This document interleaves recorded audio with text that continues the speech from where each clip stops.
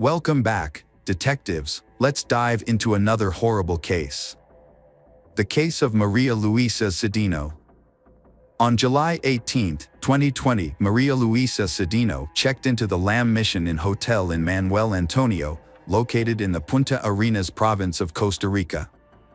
She was accompanied by her pet dog, Mofelda, a small dog that she treated like her daughter. On her first day, everything seemed normal. Maria Luisa spent time at the beach, enjoyed lunch at a restaurant, and had some drinks. At 4:30 p.m., Maria Luisa requested a bottle of wine, a bottle of mineral water, and 2 glasses to be brought to her room. Throughout the afternoon and evening, there was no activity from her room. On July 20th, hotel staff attempted to contact Maria Luisa but received no response. A staff member had spoken to Maria Luisa, and Maria Luisa mentioned that she was living alone after ending her relationship with her boyfriend. She expressed that she was not feeling well and was traveling with only her small dog, Mofelda. She also shared that the ongoing pandemic, which had begun several months earlier, was taking a toll on her mental health. Given the difficulties she had faced in her life, she felt she needed a vacation. The hotel staff decided to conduct a routine room check.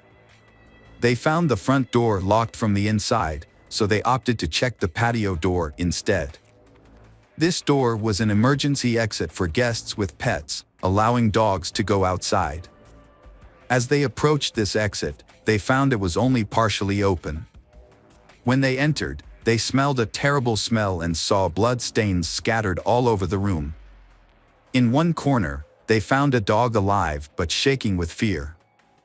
On the bed, they discovered Maria Luisa's body wrapped in a sheet. Maria Luisa is a respected anesthesiologist. At the age of 43, she is the head of the Department of Anesthesiology and Rehabilitation at Cima Hospital in Escazú. Maria Luisa is highly respected by her colleagues, and she is always ready to assist whenever someone needs help. Maria Luisa's parents lived in the town of San Carlos. Friends described her as a strong, intelligent, and likable woman who loved to travel. Upon receiving the news of Maria Luisa's death, her family was deeply saddened. The mystery surrounding this case began the moment the staff discovered Maria Luisa's body. The crime scene was gruesome and brutal. After discovering the body, the hotel staff contacted the police. Upon arriving and examining the scene, the police quickly determined that Maria Luisa had been murdered. Maria Luisa's body was severely damaged and tortured. Forensic experts then arrived to collect evidence, determine the cause of death, and analyze every detail to identify the perpetrator. A subsequent autopsy discovered multiple bite marks on the body and 2 broken fingernails, indicating that Maria Luisa had fought back. The autopsy also revealed that the killer had washed the body, suggesting that he had taken Maria Luisa to the bathroom after the murder. Police determined that Maria Luisa had been murdered in the bedroom, as evidenced by the large amount of blood found there. The perpetrator then took the body into the bathroom, washed it, dried it, wrapped it in a sheet, and placed it on the bed. The killer had washed the body, possibly to eliminate evidence and hide signs of the crime. However, this effort was largely ineffective because blood was found everywhere, on the floor, walls, curtains, and bed. This brutality suggested that the attack was exceptionally violent. Experts took photographs and gathered as much physical evidence as they could.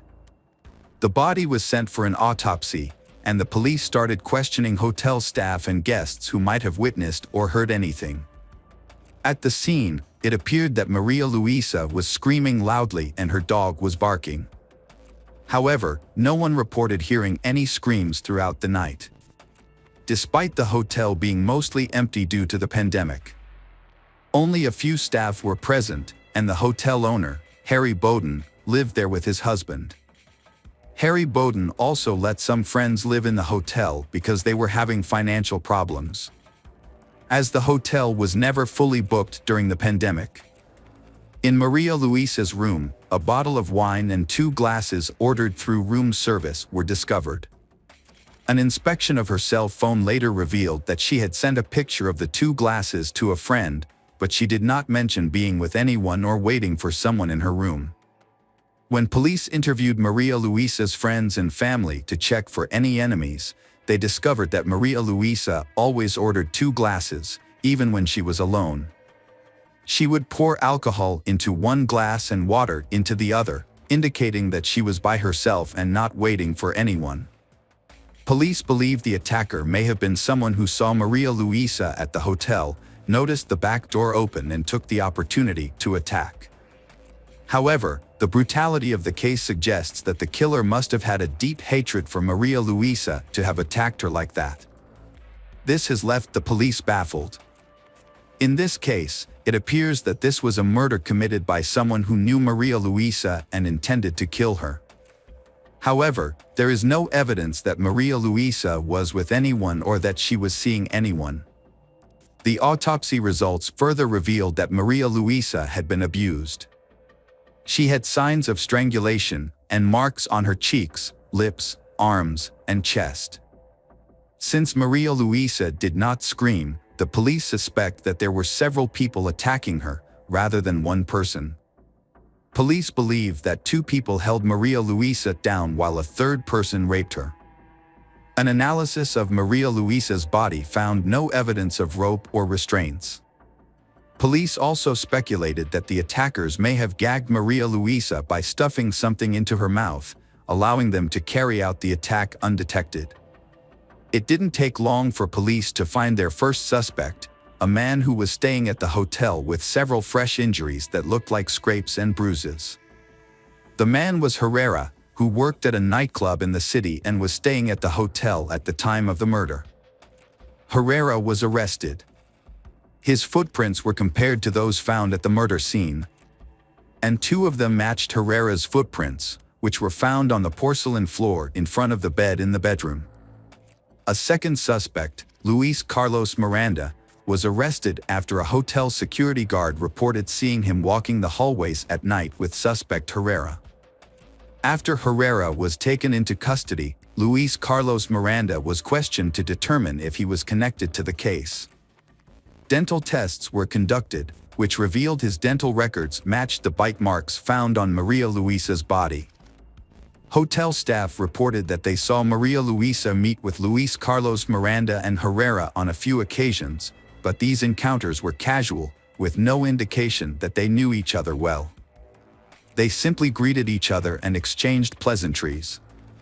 This casual interaction may have been due to the small number of guests in the hotel at the time. 2 friends, Luis Carlos Miranda and Herrera, were staying at the hotel due to financial difficulties during the pandemic. The hotel owner, Harry Bowden, had allowed them to live on his property. When the police discovered matching footprints and bite marks that implicated Luis Carlos Miranda and Herrera, they brought Harry Bowden in for questioning. During questioning, Harry Bowden shared that he and his husband had dinner with Luis Carlos Miranda and Herrera on the night of July 19, 2020.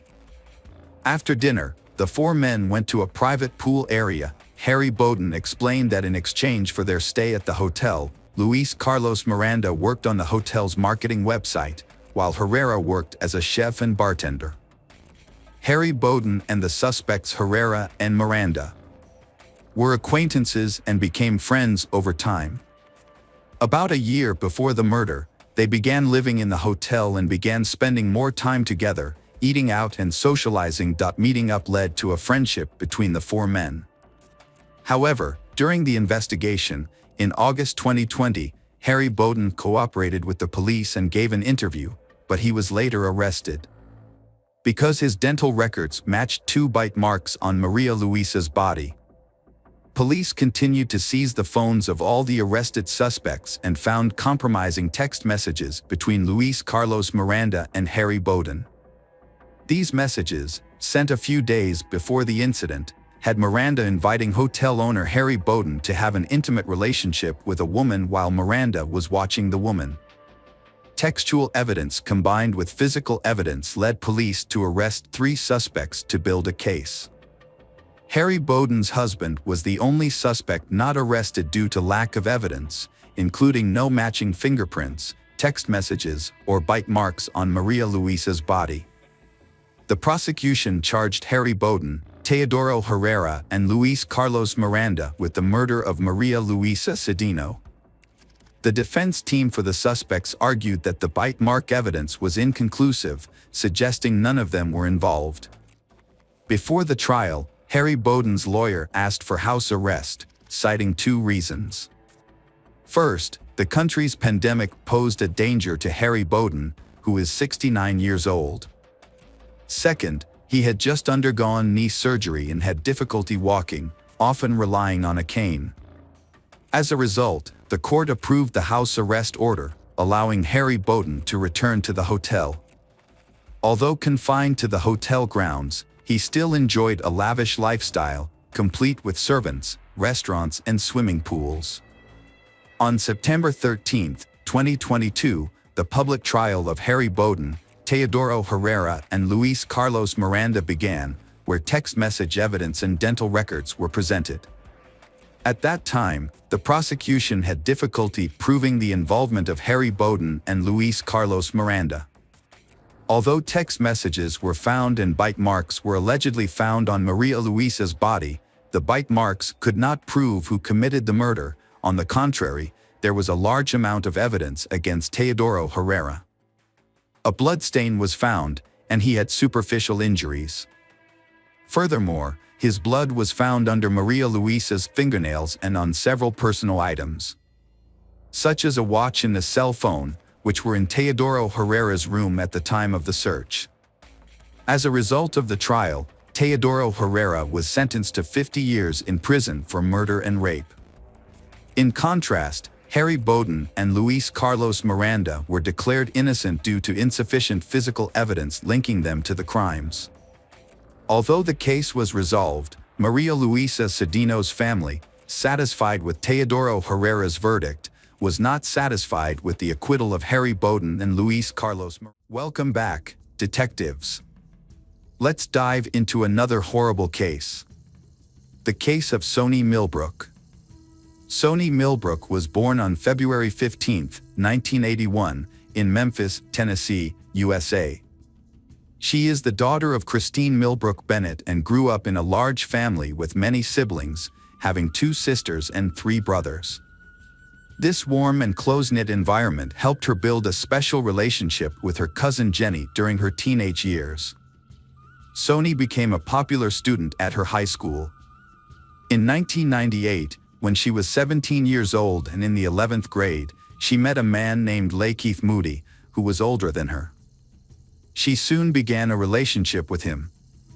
However, the relationship was not a happy one, as Lakeith was abusive and violent, leaving visible injuries on Soni's body. Despite this, they had 4 children, 3 girls and a boy named after his father. In 1999, Soni's mother discovered a bruise on Soni's chest.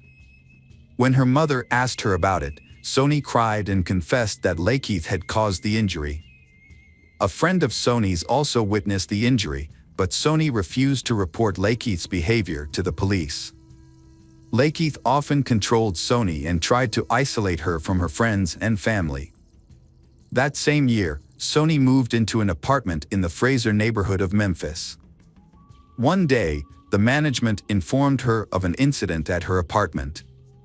When she arrived, she found a chaotic scene: damaged furniture, missing clothes, a destroyed television, food smeared on the walls, and personal hygiene products scattered everywhere, including under the stairs. Strangely, the mirror had the words, "Kiki loves you," with Kiki being Lakeith's nickname. Lakeith's behavior made Soni's relatives even more concerned. On October 31, 2000, Soni and her cousin, Pamela, went to a bar called The Mirage with Lakeith. While at the bar, Lakeith became aggressive towards Soni by slapping her and throwing a drink in her face. After the incident, Soni and Pamela left the bar and got into their car. According to Pamela, Sony was shaken and frightened by Lakeith's actions. Sony asked Pamela to take her home immediately because she was afraid that Lakeith would come after them. When Sony got home, she locked the door securely. An hour later, Lakeith came to the house, yelling and banging on the door. Pamela had to threaten to call the police to make Lakeith leave. Once Sony calmed down, her cousin decided to leave her alone. However, that evening, Pamela received a call informing her that Sony had been hospitalized. Lakeith had forced his way into the house, and when Sony tried to end the relationship, he attacked her. He tore off Sony's clothes and hit her on the head, face, chest, arms, and between her thighs. She suffered bruises all over her body, loose teeth, and even lost consciousness because Lakeith choked her until she passed out. Lakeith later accidentally discovered that Sony was on birth control pills, and he attacked her again. The next morning, Sony called Pamela and asked her cousin to take her to the hospital because of serious health problems. In late 2008, Sony, then 27, worked at a Christian institute. She was considered a reliable and punctual employee. Therefore, when she took time off or missed work, it was usually due to important reasons. Once, she called her supervisor to report that she could not come to work because her face was badly bruised, and she did not want the children to see it. After she asked for a day off, Director Leslie approved it. However, when Sony returned a few days later, the bruises were so obvious that the director allowed her to wear sunglasses while working at the academy. Lakeith's violence not only affected Sony and their children but also caused concern in the community. In April 2008, Lakeith was found sitting in an SUV with a gun in his hand, despite being previously prohibited from owning a gun due to a criminal record. Furthermore, he had previously served 2 years in prison for burglary and 3 years in prison for drug possession with intent to distribute. Sony tried to avoid her boyfriend, but it was almost impossible. The situation came to a head on October 6, 2008. At that time, Sony did not arrive at the academy by 5 p.m. Her sister received a text message from Sony saying that Lakeith was holding her hostage in his home and had been beating her all day. Sony also provided her home address. Sony's sister called the police. 2 officers went to Sony's house. They knocked on the door, but there was no answer since it was locked from the inside.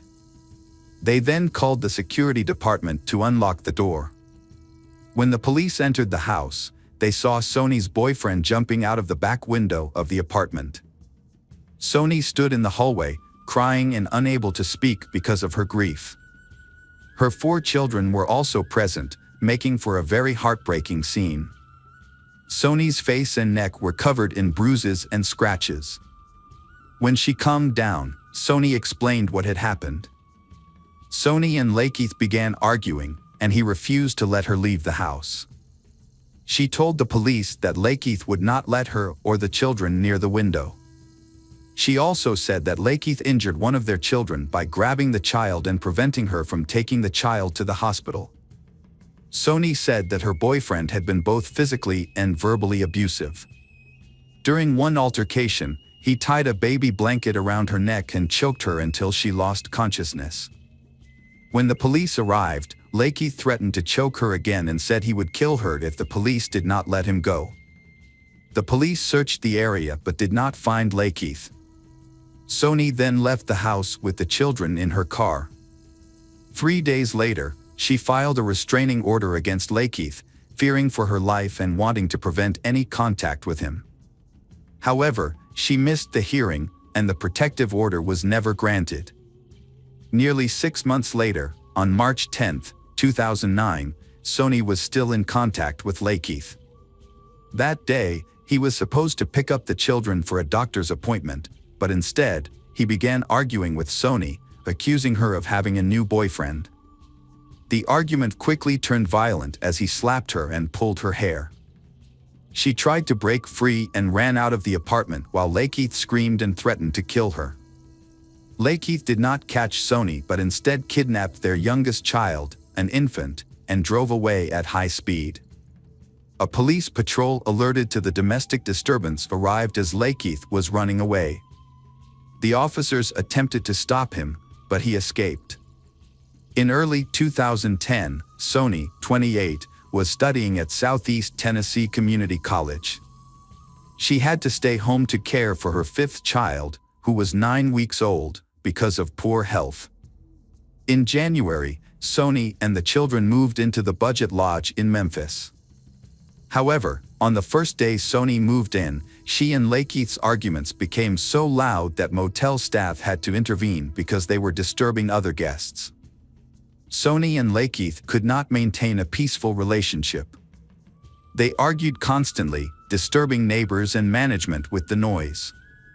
On January 22, a hotel security guard witnessed Lakeith in a very agitated state. He arrived at a high rate of speed in Sony's car and then began yelling at her as she stood on the second-floor balcony with the children. In his anger, he threw a bag of groceries at her. The security guard arrived and told Lakeith not to make any noise or throw things in the hotel. Lakeith was instructed to settle the argument in his room. However, Lakeith told the security guard that he did not need to worry about it. Lakeith then locked his car and accompanied the security guard to an unoccupied room on the third floor. The security guard asked Lakeith to hand over any hotel keys he had. Surprisingly, Lakeith had keys to 3 different rooms, even though he was not registered as a guest. The next day, Lakeith and Sony moved into room 222 with their children. However, the night manager asked Lakeith to leave that evening. Although Lakeith left as requested, he soon returned. The arguments between Sony and Lakeith continued for several more days until the guard asked Lakeith to leave the hotel for good. As Lakeith left, the front desk clerk tried to calm him down. The guard also warned Lakeith not to come back that night. Lakeith got into her car and drove away.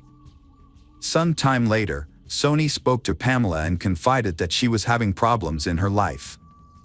She was staying at the motel and wanted to talk to Pamela about something important.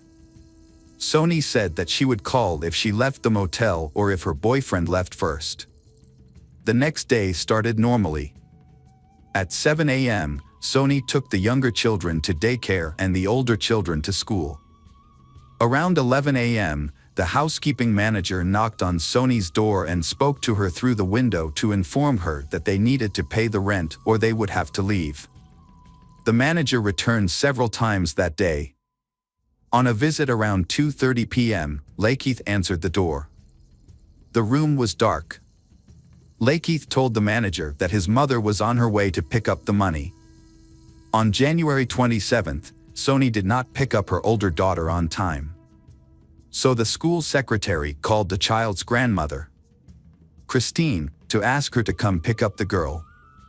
When Christine tried to contact Sony, she received no response. At around 6 p.m., she discovered that her other grandchildren were still at daycare. Concerned that she could not reach Sony, Christine asked her husband to pick up the younger children from daycare while she went to the school to find out what was wrong. They contacted the police and reported the incident at approximately 10:30 p.m. Later, on January 28, the housekeeping manager re-entered room 222 and began taking inventory of the items that Sony and Lakeith had left behind. The room was filled with clothing in a large trash bag, which was then taken to a storage area. After the room was cleaned, it was ready for new guests. On January 29th, James and Rhonda Sargent moved into the room. They quickly noticed a foul odor and attempted to block it with incense, but were unable to eliminate it completely. They also discovered that previous tenants had attempted the same, as they found scented tissues in the tiles and ceiling vents. Because the smell was so strong that they reported it. On January 29th, officers from the Memphis Police Department's Missing Persons Unit visited the hotel to inquire about Sony's whereabouts, as that was where she was last seen. However, they did not enter room 222. Lakeith was arrested on February 2nd, around 7 p.m., while inside Sony's car at a shopping center. He was held for 48 hours on a charge of car theft. During questioning about Sony's disappearance, Lakeith said he last saw her on January 26th. He explained they had met in the hotel parking lot that morning after Sony had dropped off her children at school. They went into the room, had sex, and then returned outside. Lakeith then took Sony's car keys and left the hotel. He claimed Sony planned to use her welfare and student loan money to buy a new car, so he wasn't worried about keeping her car. Lakeith also said he had been living in the car since January 26th. However, investigators discovered that Lakeith had actually been staying at a different hotel. Additionally, given the snowy weather during that time, it was unlikely that he had spent the night in the car. On February 3rd, police found a debit card with Sony's name on it and several recent purchase receipts inside the car. That same day, police also searched the clothes stored at the hotel for DNA or other evidence, but found nothing. Due to the lack of evidence linking Lakeith to Sony's disappearance, he was released. Sony's cousin and her mother had to undertake the painful task of going to the hotel where Sony was staying to collect her belongings. At that time, Sony's cousin had a bad feeling but did not find any evidence. On February 4th, the police went to Sony's cousin's house and found a DVD player in Sony's wallet. Sony's cousin said they had received the items from Moody. According to the cousin, Lakeith borrowed the DVD player on January 24th under the pretext of watching a movie and drove a red car that day. When he saw Lakeith again a few days later, the cousin asked why Lakeith did not pick up the children on January 27th. But Lakeith evaded the question. When the cousin asked about Sony's whereabouts, Lakeith left the DVD player and wallet behind and left. Around that time, guests James and Rhonda Sargent requested to be moved out of room 222 because of the persistent odor. Since there were no other rooms available, they moved to another hotel. Later, guests in room 222 also complained of a foul odor, despite the room being cleaned several times and the carpets being cleaned in early February. The odor persisted, only easing slightly over several days. On February 4th, homicide detectives arrived at the hotel to investigate. By this time, room 222 had been occupied and cleaned at least 3 times. As a result, the detectives were unable to enter the room to collect evidence. Instead, they asked hotel staff if they had noticed anything unusual. All staff responded that nothing was unusual. Then, on February 7th, James and Rhonda returned to the hotel and changed rooms 3 times. During one of the changes, they spent the night in room 222. While there, they informed management that the room still smelled unpleasant. To address this issue, in March, the hotel performed a more thorough cleaning of room 222. The staff cleaned the carpet, bedding, shower curtains, and window blinds. However, the results were shocking. The odor not only remained but became even more intense. The manager discussed the issue with the security guard. During the conversation, they recalled that the previous tenant, Sony, had disappeared at the end of January. The security guard recalled the events that occurred at that time and suggested that the manager check room 222 for traces of blood or cleaning agents. 10 minutes later, the manager returned and asked the guard to accompany him. What they found was horrifying. The 2 men entered the room where the manager had removed the mattress from one of the beds, leaving only the bed frame. The bottom of the bed frame had a cover. When they lifted the box spring, they discovered a large gap where anything could be hidden from view. Looking through the sturdy edges of the bed frame, they saw the unthinkable, a decomposing body. They called the police, who arrived at the scene shortly after. The bed frame was found to have many marks on it, and there were 2 pieces of broken wood near the headboard. A towel and a cloth bag were found between the legs of the body. The victim was wearing a shirt but nothing below the waist. The forensic team's autopsy determined that the cause of death was strangulation with a coaxial cable. The cable was wrapped around the neck, under one arm, around the chest, and ended behind the back. The medical examiner concluded that it would take at least 2 to 3 minutes of sustained pressure to cause death. In order to find the killer, the police collected items from between the victim's legs for analysis. The victim's shirt had an unidentified fingerprint. In addition, the scarf and the cloth bag did not belong to the victim. DNA samples that matched Sony's genetic profile, as well as that of a woman, were discovered. More remarkably, male DNA was also found on the cable, which led to the hypothesis that Sony had died at the time she was reported missing. The coaxial cable used in the case may have come from a DVD player that Lakeith borrowed from her cousin. Lakeith had been arrested by police for illegal possession of a weapon, and he was also the last person seen with Sony alive, making him a suspect in the case. He was in Sony's car when he was arrested and taken to the Mason detention facility. On March 18th, authorities launched an investigation into why the case unfolded in such a strange way. The chief of police said the victim's family deserved an explanation and acknowledged that the circumstances of the case were unprecedented, making it a shocking case of domestic violence. He also regretted that the room where Sony died had been cleaned and rented out multiple times, making it difficult for police to collect evidence. However, this explanation was met with skepticism. One of the first tenants, Rhonda, said the police should have been allowed into the room when James and Rhonda visited in January and would have found Sony sooner if they had noticed the smell of a decomposing body. Rhonda believes the police were slow in finding Sony. Following the loss, Sony's family held a funeral for her on March 24th. Sony's children were placed in the care of her sister on April 1st.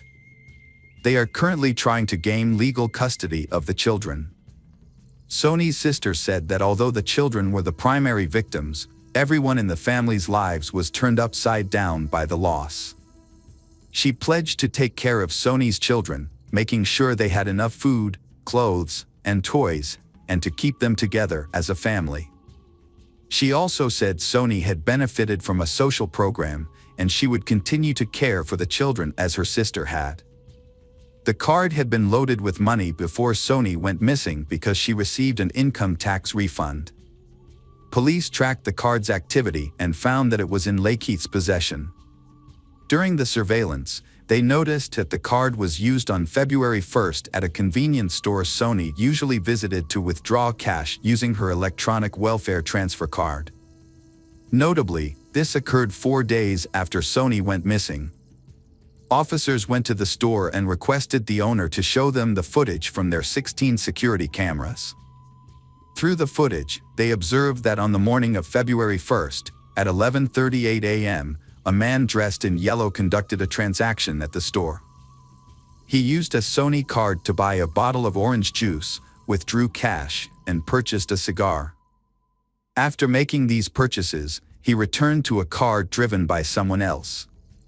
With all the evidence against him, Lakeith's trial began in the first week of February 2014, more than 4 years after the crime. By then, the Budget Lodge Hotel involved in the crime had closed. Lakeith did not admit his guilt. During the trial, the prosecutor portrayed the case as the tragic end of a tumultuous relationship. In contrast, Lakeith's defense attorney argued that there was insufficient evidence to establish his client's guilt. He pointed out that there were no witnesses or physical evidence to prove Lakeith's crime. The attorney also noted that the police found fingerprints on the victim's bed frame, but those fingerprints did not match Lakeith's. This suggests that someone else may have been involved in the crime. Additionally, the attorney argued that there was reason to suspect that the victim had had relationships with several other men over the years. He also emphasized that his client had never been convicted of domestic violence against the victim. Furthermore, he revealed something that the public did not know. Sony moved in with Lakeith again because she had to leave a relative's home due to a rat infestation. On February 6, video footage showing Lakeith using a Sony prepaid card 4 days after her death was presented to the court. The defense claimed his calm demeanor throughout the transaction demonstrated his innocence, while the prosecution saw it as evidence of a cold and ruthless man with no regard for the crimes he was accused of committing. On February 7, 2014, he was convicted of first-degree murder and sentenced to life in prison. On February 10, he appealed the conviction, arguing that the court had erred in considering his past acts of domestic violence and that the evidence was insufficient.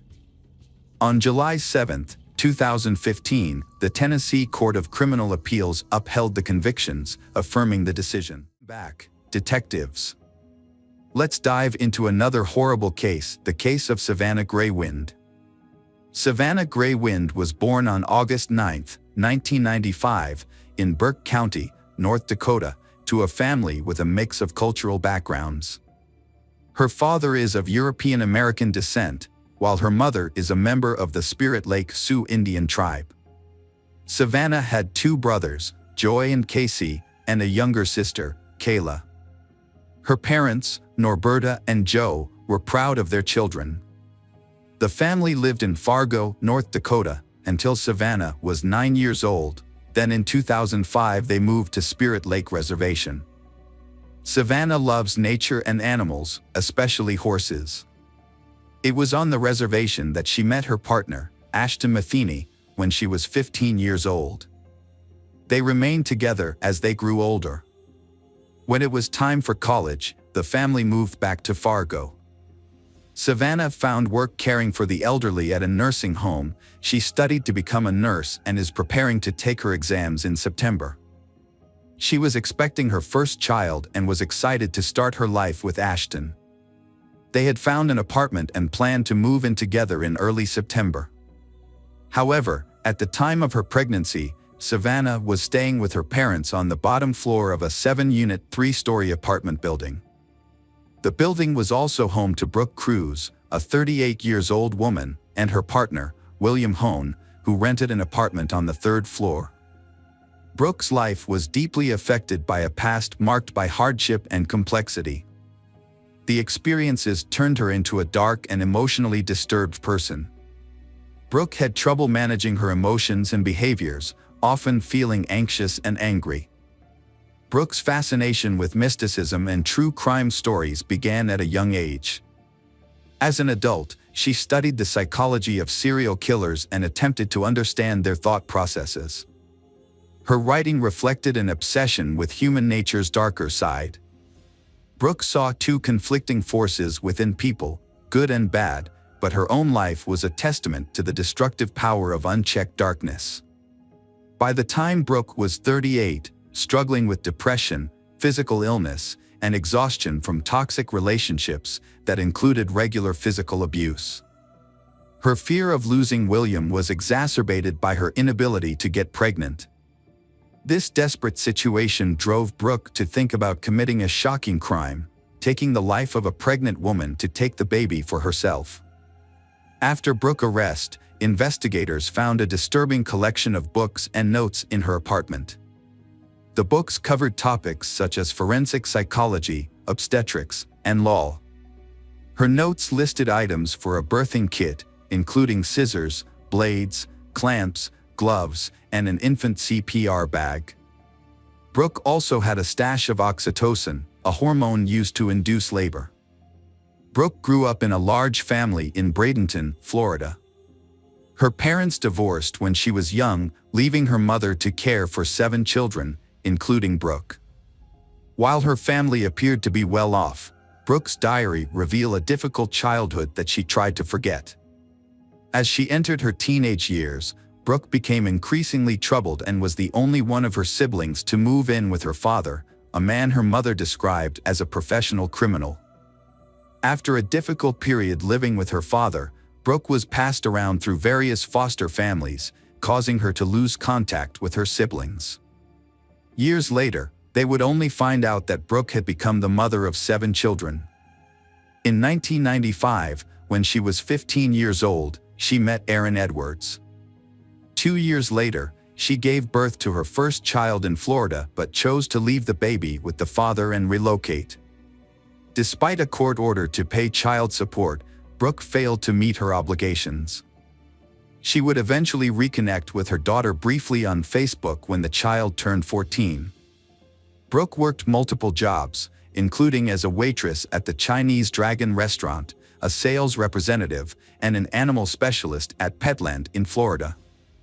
However, her life was further marked by brushes with the law. In 2002, the 23-year-old was jailed in Missouri for document falsification but was paroled on August 31, 2022.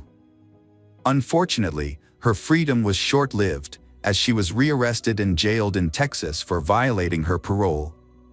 By the time Brooke was 27, she married Carl Cruz, a carpenter from Minnesota, in 2006. She gave birth to 2 children and worked as an administrative assistant at her husband's carpentry shop. However, Brooke had an affair, which ultimately led to their divorce in June 2009. Carl Cruz gained custody of their children, and Brooke moved to California without explanation.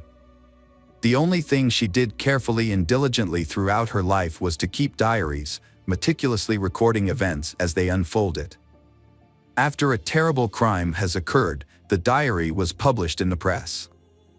The diary told of a string of lovers, home births, and abortions. At first, many of these relationships seem healthy and loving. However, over time, the men in her life begin to control her by making her feel inferior. Brooke felt that Carl Cruz bullied and humiliated her, making her feel like a bad and promiscuous mother. Despite these negative feelings, after moving to California and filing for divorce, Brooke surprisingly returned to Carl Cruz's house. She then registered on a dating website and started taking psychology classes seriously. Brooke met Andrew Murray, a chef from Katoomba, New South Wales, Australia, on the dating site Tagged. Brooke decided to move to Australia to be with Andrew. However, before leaving, she was involved in a dispute with Carl Cruz over child custody in January 2012. During the argument, she grabbed a knife and attacked Carl Cruz. The police arrested her and charged her. Although she denied the allegations, she chose not to wait for her court hearing and instead fled to Australia using false immigration documents. Once there, she married Andrew. Andrew's marriage to Brooke lasted only 6 months. During that time, he discovered her past, including a previous husband and children in the U.S., as well as fake immigration papers. According to Andrew, Brooke threatened him for helping her, prompting him to report everything to the police as a precautionary measure. Andrew remembers their marriage as a time when Brooke became intensely interested in crime and the behaviors of serial killers. Brooke's interest in crime began as early as 2012, when she was studying psychology in nursing. Her thesis focused on serial killers, and she spent a lot of time reading about them. In total, Brooke spent 6 months and 10 days in Australia before returning to the US in October 2012. However, after returning to the US, she became embroiled in a lengthy custody battle for her 2 children. Reconciling with Andrew might have given her a chance to start over, but instead, she met William Hone, a 28-year-old man with a history of child abuse, in late 2012. Brooke fell in love with William, a man who had been divorced twice. Despite his troubled past, Brooke was optimistic about her new life. She took a job and began to rediscover herself. In 2013, Brooke decided to pursue a degree at Minnesota State University, enrolling in courses such as social behavior, psychology of deviant behavior, and research methods. She was particularly drawn to the psychology of serial killers, and her paper on the subject earned her top marks. Brooke's relationship with William was loving and kind at first, creating a peaceful home for their children. However, over time, the relationship became codependent, marked by joint substance abuse, and the problem is getting more and more tense. As Brooke's relationship deteriorated, her well-being suffered. She began to withdraw from her children, struggled in her job, and became increasingly fixated on her research into the darker aspects of human psychology. In 2014, Brooke's life and spirit changed dramatically after a series of terrible things happened to her. The specifics of these things are not disclosed, but they appear to have had a profound and lasting impact on her mental health. Brooke suffered a panic attack and was rushed to the hospital, where she was diagnosed with post-traumatic stress disorder. In the following year, Brooke's relationship with William began to deteriorate. She expressed her feelings of emptiness in her diary. She felt neglected, which led to her starting to isolate herself from others. Brooke's physical and mental health continued to decline, and she was eventually diagnosed with a gallbladder disease. This led to a significant decline in her overall well-being, causing her to become reclusive and rarely leave her house. The situation took a turn for the worse when Brooke's partner, William, became violent. In May 2016, the police responded to a call and found that William had brutally beaten Brooke in the bathroom. He pleaded guilty to assault and was banned from approaching her. However, he failed to comply with the restraining order and was found in Brooke's apartment 6 months later. The relationship between Brooke and William continued, but it was no longer healthy. However, one issue remained: William wanted a child, while Brooke was unable to have one due to a 2011 abortion. In 2017, after a fight, Brooke fabricated a pregnancy to prevent William from leaving her. To convince him, she sent him fake proof, including a false ultrasound picture and a photo of a positive pregnancy test. Brooke found an online recording of a random baby's heartbeat and presented it to William, claiming it was the heartbeat of the child she carrying. In reality, there was no pregnancy. William had already shared with friends and family that Brooke was pregnant, and in an attempt to save face, he pressured her to actually have the baby. Brooke understood William's statement as a final decision and thought he was insisting that they adopt a child from someone else, specifically their pregnant neighbor Savannah, who lived 3 floors below them. Brooke, who had medical knowledge, began making a list of what she needed to induce labor. One Saturday afternoon in August, Brooke deceived Savannah by offering her $20 to model a dress, claiming it was one she was currently sewing. Savannah agrees and goes to Brooke's apartment, unaware of Brooke's true intentions. Meanwhile, Savannah had ordered a pizza, expecting to eat it when she returned home. Savannah did not return home at the expected time. The brother went upstairs to the apartment Brooke's around 2:30 p.m. and heard the sound of a sewing machine, but no one answered the door. A short while later, Savannah's father, Joe, also went upstairs and knocked on the door. Brooke, who was with Savannah, yelled out that they were still working on a dress and that Savannah was trying it on, which is why they couldn't open the door. When Norberta returned home, she found that the pizza was untouched. She texted her daughter several times but received no response. She then went upstairs to the apartment, where a neighbor informed her that Savannah had left a while ago after finishing her dress fitting. Norberta became anxious and searched her apartment. Finding that Savannah's shoes, purse, car keys, and other belongings were still there. Savannah had been experiencing heat and swelling that made it painful and difficult for her to walk, so it was unlikely that she had gone for a walk. Norberta called Ashton Matheny, hoping that he might have picked up Savannah, but he replied that he hadn't heard from her either. Growing increasingly worried, Norberta called the police and began driving around the neighborhood, searching for her pregnant daughter. Norberta was driving and thought that if Savannah had gone out, Norberta would have found her nearby. Later that day, the police searched Brooke and William's apartment because it was the last place Savannah was seen. They allowed the police to enter and didn't interfere, but since the police didn't have a warrant, they didn't check inside closets or behind closed doors. The police informed Savannah's family that since she was considered an adult, she had the right to make her own choices. They also stated that without evidence of a crime, There was no requirement for them to keep the family updated on her situation. The investigators concluded that Savannah had left voluntarily. However, Savannah's family was upset by the police department's apparent indifference to her disappearance. The police searched the apartment 2 more times but found nothing. Later, William would admit that he hid Savannah infant in a suitcase and Savannah's body in a dresser with the shelves removed.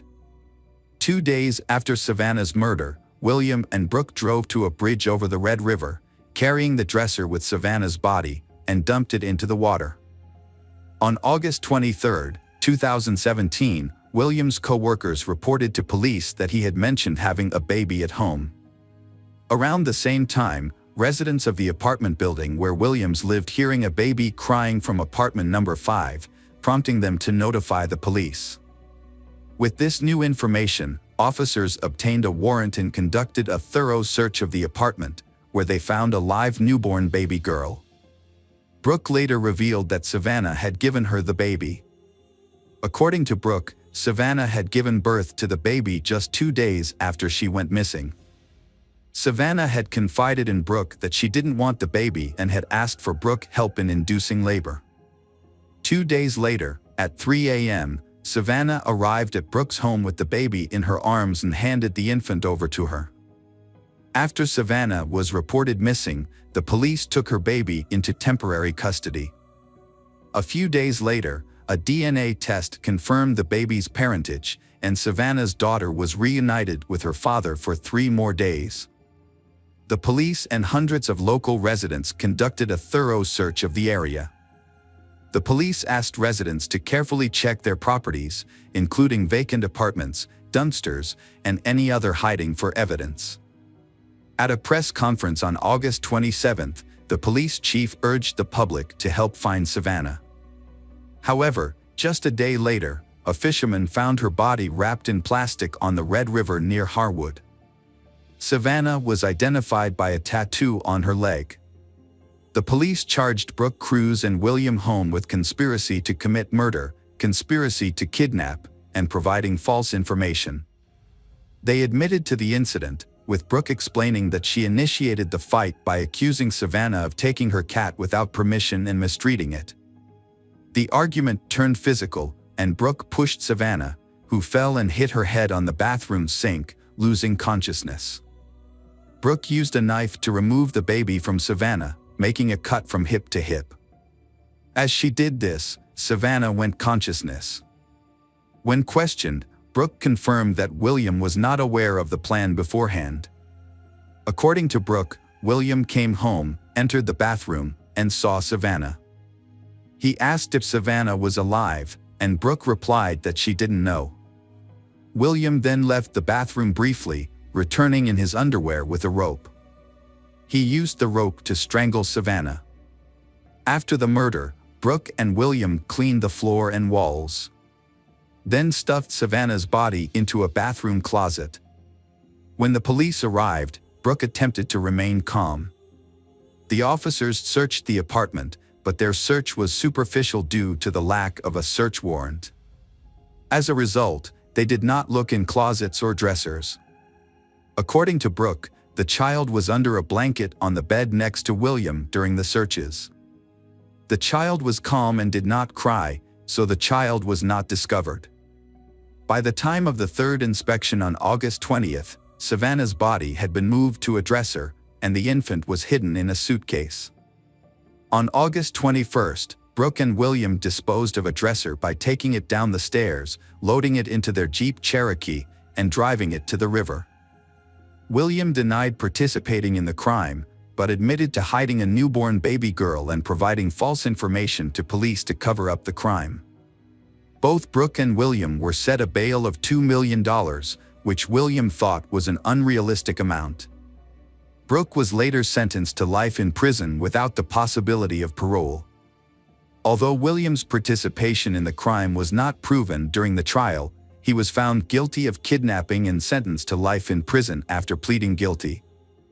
A cellmate of Brooke's, Jennifer Robinson, testified against Brooke, claiming that Brooke had confessed to strangling Savannah with a rope after discovering Savannah's affair with William. In May 2019, William was sent to prison. On October 7, 2019, he appealed to the Supreme Court. After a review of his sentence, Judge Olin, who had originally given William a life sentence, decided to give him the longest possible sentence allowed at the time, which was 20 years in prison. Since William had already spent 775 days in prison, he would have to serve more than 7 additional years. Savannah's baby, Hasley, is now 6 years old and attending kindergarten. The Savannah's parents regularly post updates on their public Facebook page about their granddaughter's life. The case has received significant attention, and Norberta believes that her daughter's disappearance was not taken seriously because Savannah was Native American. She thinks that if Savannah were white, her disappearance would have been treated more seriously. Detectives. Let's dive into another horrible case, the case of Luz Maria Lopez. Luz Maria Lopez was born on March 17, 1995, in San Cristobal, Verapaz, a small town, to a modest family. She was the youngest of 2 children. Her parents, Al Morales and Brian, raised her along with her older brother, Omar. Luz Maria's early life was marked by a serious health scare. As an infant, she nearly died due to an intestinal obstruction and underwent a complex surgery. Although her doctors were uncertain about her chances of recovery, her mother's prayers and faith played a significant role in Luz Maria's survival.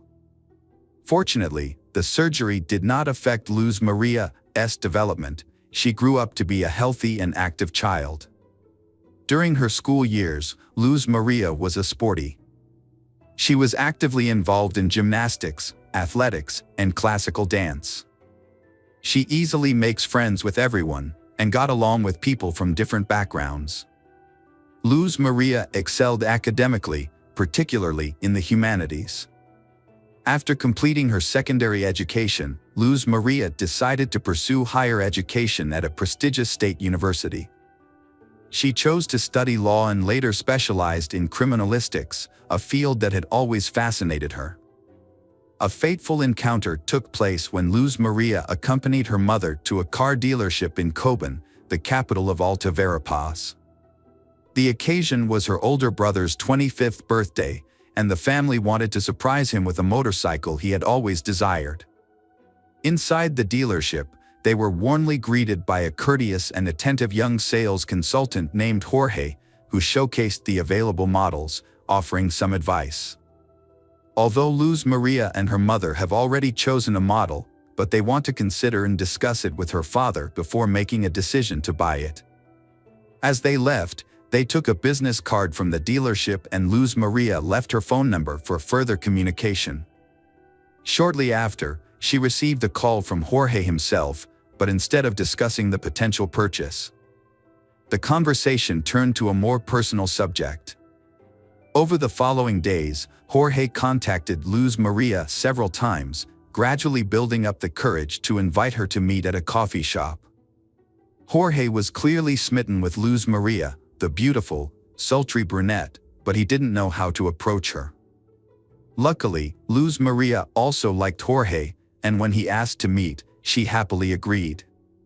Although Luz Maria was a year younger, their small age difference wasn't an issue. They fell deeply in love, both believing it was love at first sight, and that a long, happy life was ahead.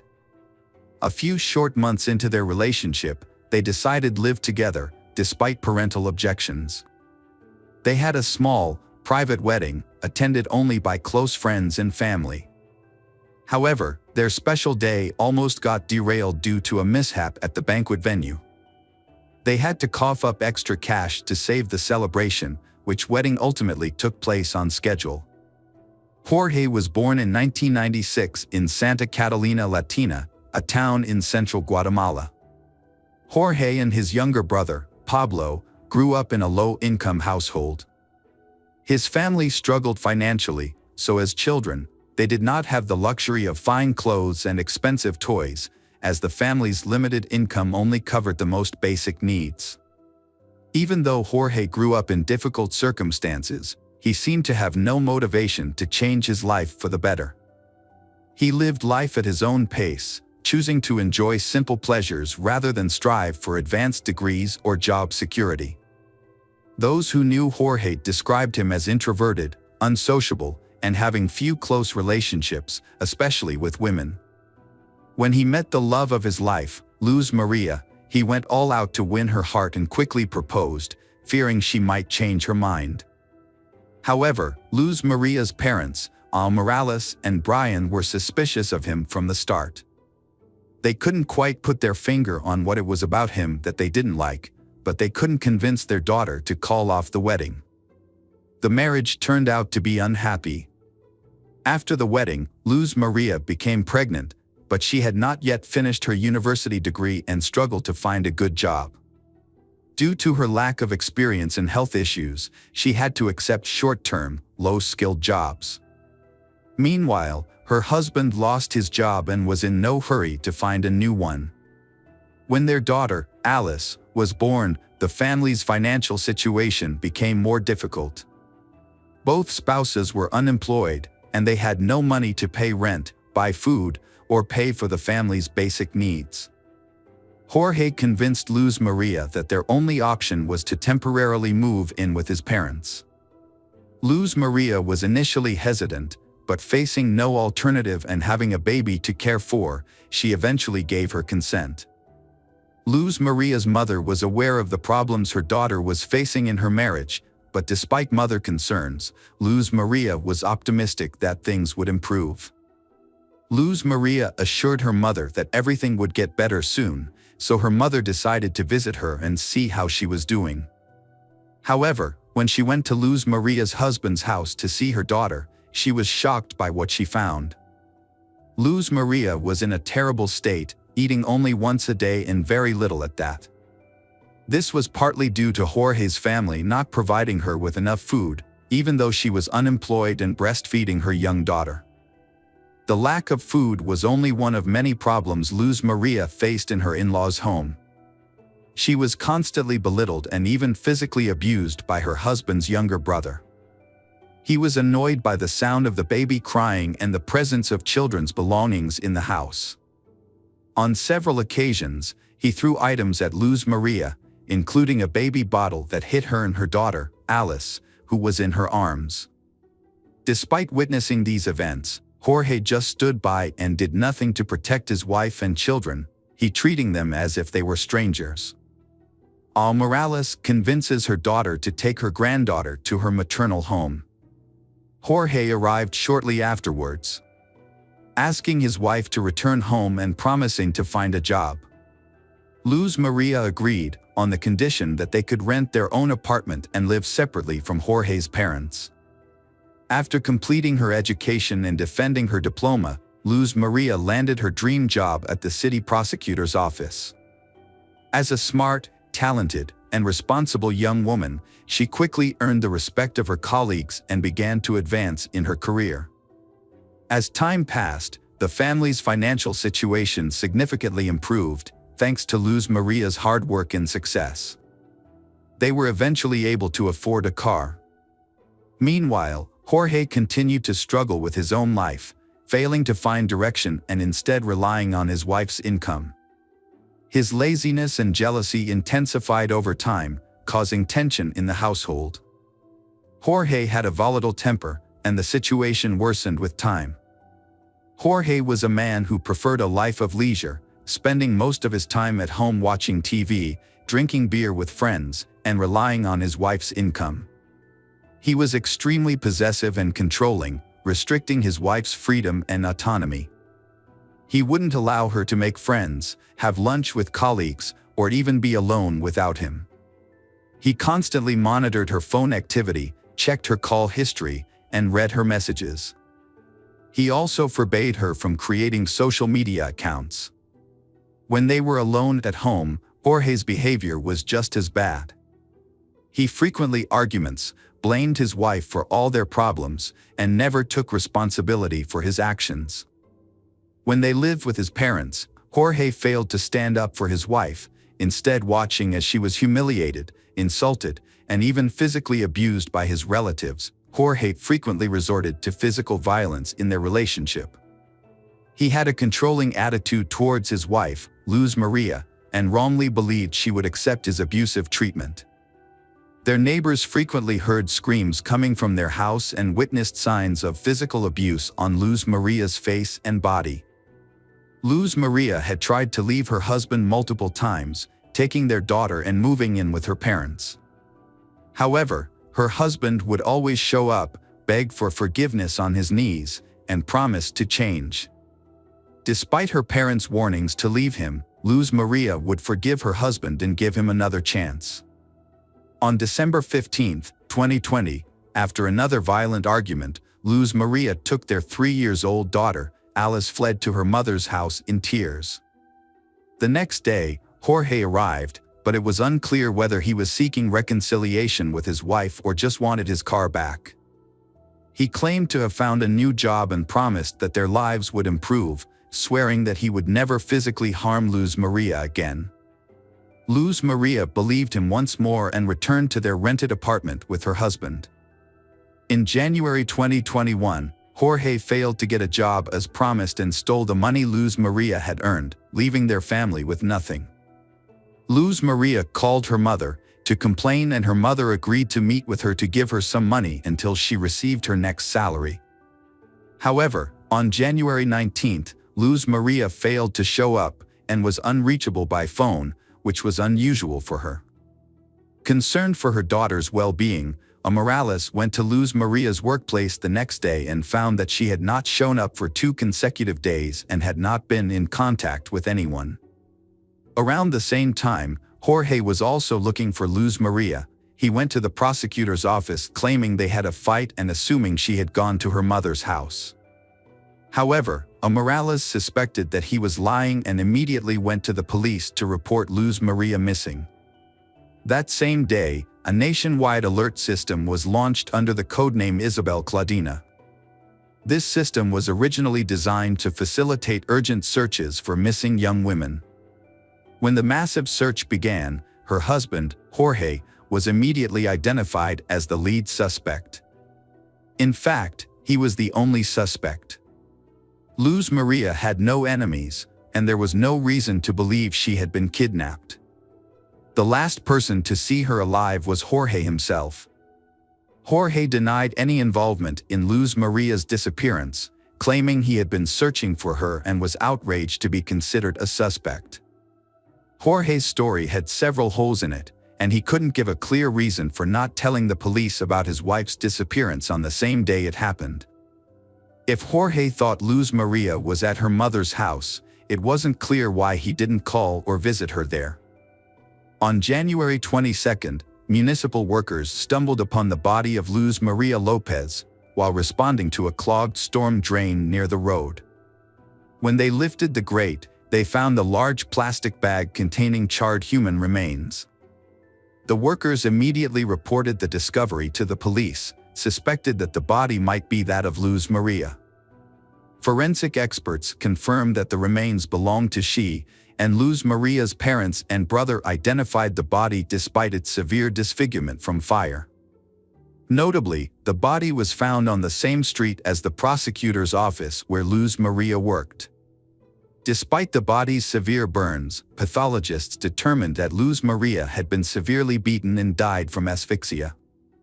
Evidence of internal hemorrhages, fractures sustained while she was still alive, and caked blood in her nose and mouth supported this conclusion.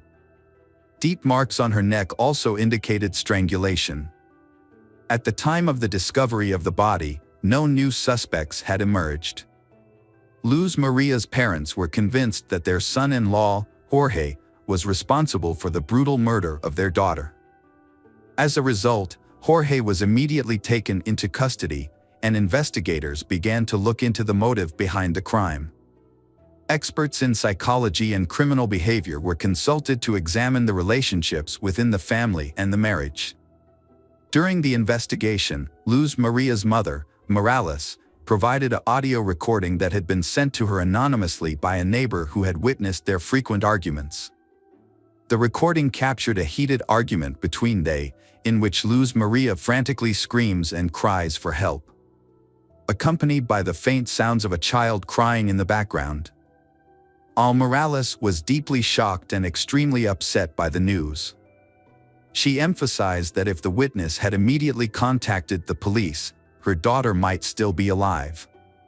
The witness did not call the police or even visit the house where the screams originated. The police were unable to locate the anonymous person, which meant they could not be officially involved in the investigation. During an interview, Morales urged citizens to be vigilant and report instances of domestic violence to the police rather than simply documenting them. She believed that such actions could help save lives.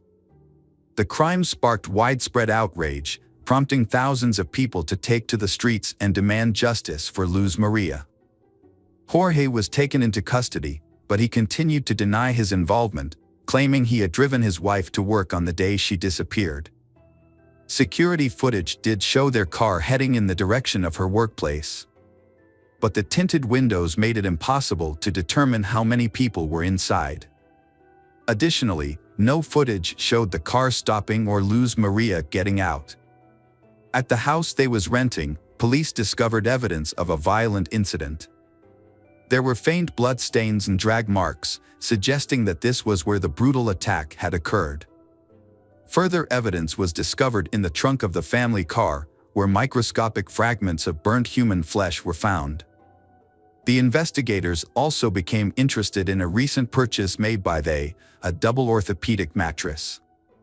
Specifically, they were interested in the dense polyethylene wrapping that came with the mattress. A comparative analysis revealed that Jorge had used this wrapping to package the burnt remains of Luz Maria. Additionally, several neighbors came forward as witnesses, reporting that they had frequently heard Jorge yelling at his wife and threatening to kill her. Just days before Luz Maria's disappearance, Jorge had been overheard shouting that he would kill her if she tried to leave him, and that he would hide her body so well that no one would ever find it. Criminologists used collected data and witness testimony to reconstruct the events surrounding the crime. On the night of January 19, 2021, a brutal murder took place. The day before, Luz Maria and her husband, Jorge, had a violent argument. Jorge physically assaulted her. On this occasion, his rage escalated, causing him to strike his wife multiple times. Her screams for help were heard by the neighbors, but they failed to report the incident to the authorities. The beating left Luz Maria with a broken nose and a head injury. Jorge then strangled her with his bare hands.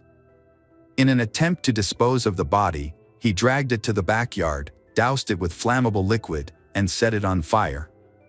However, the fire produced a significant amount of smoke and a strong odor, which Jorge feared would attract the attention of the neighbors.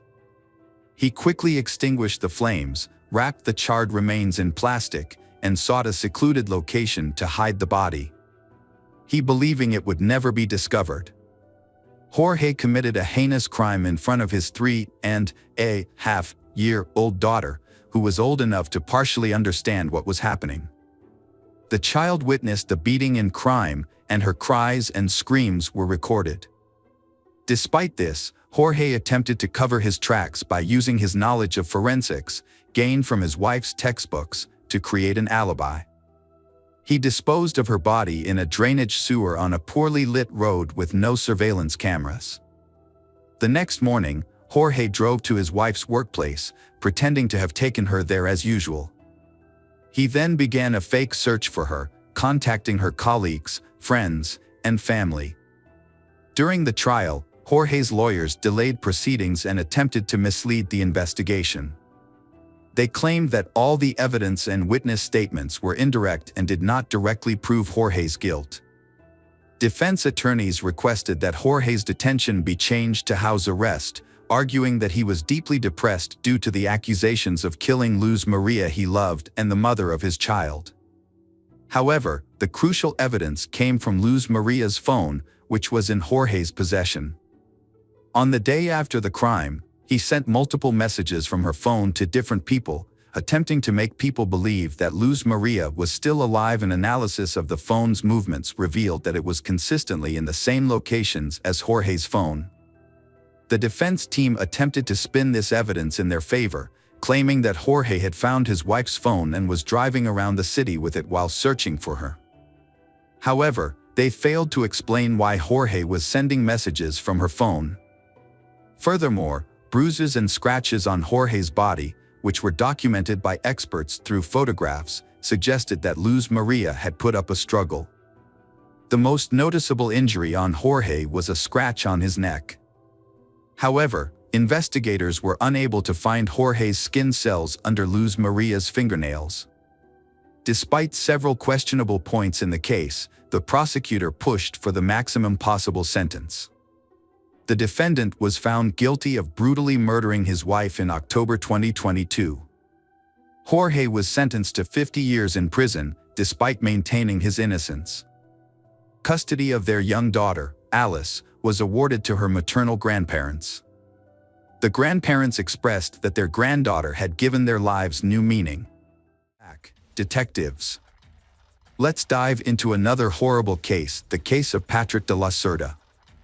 Patrick de la Cerda was born in June 1992 in Miami, Florida, a city known for its picturesque metropolitan area.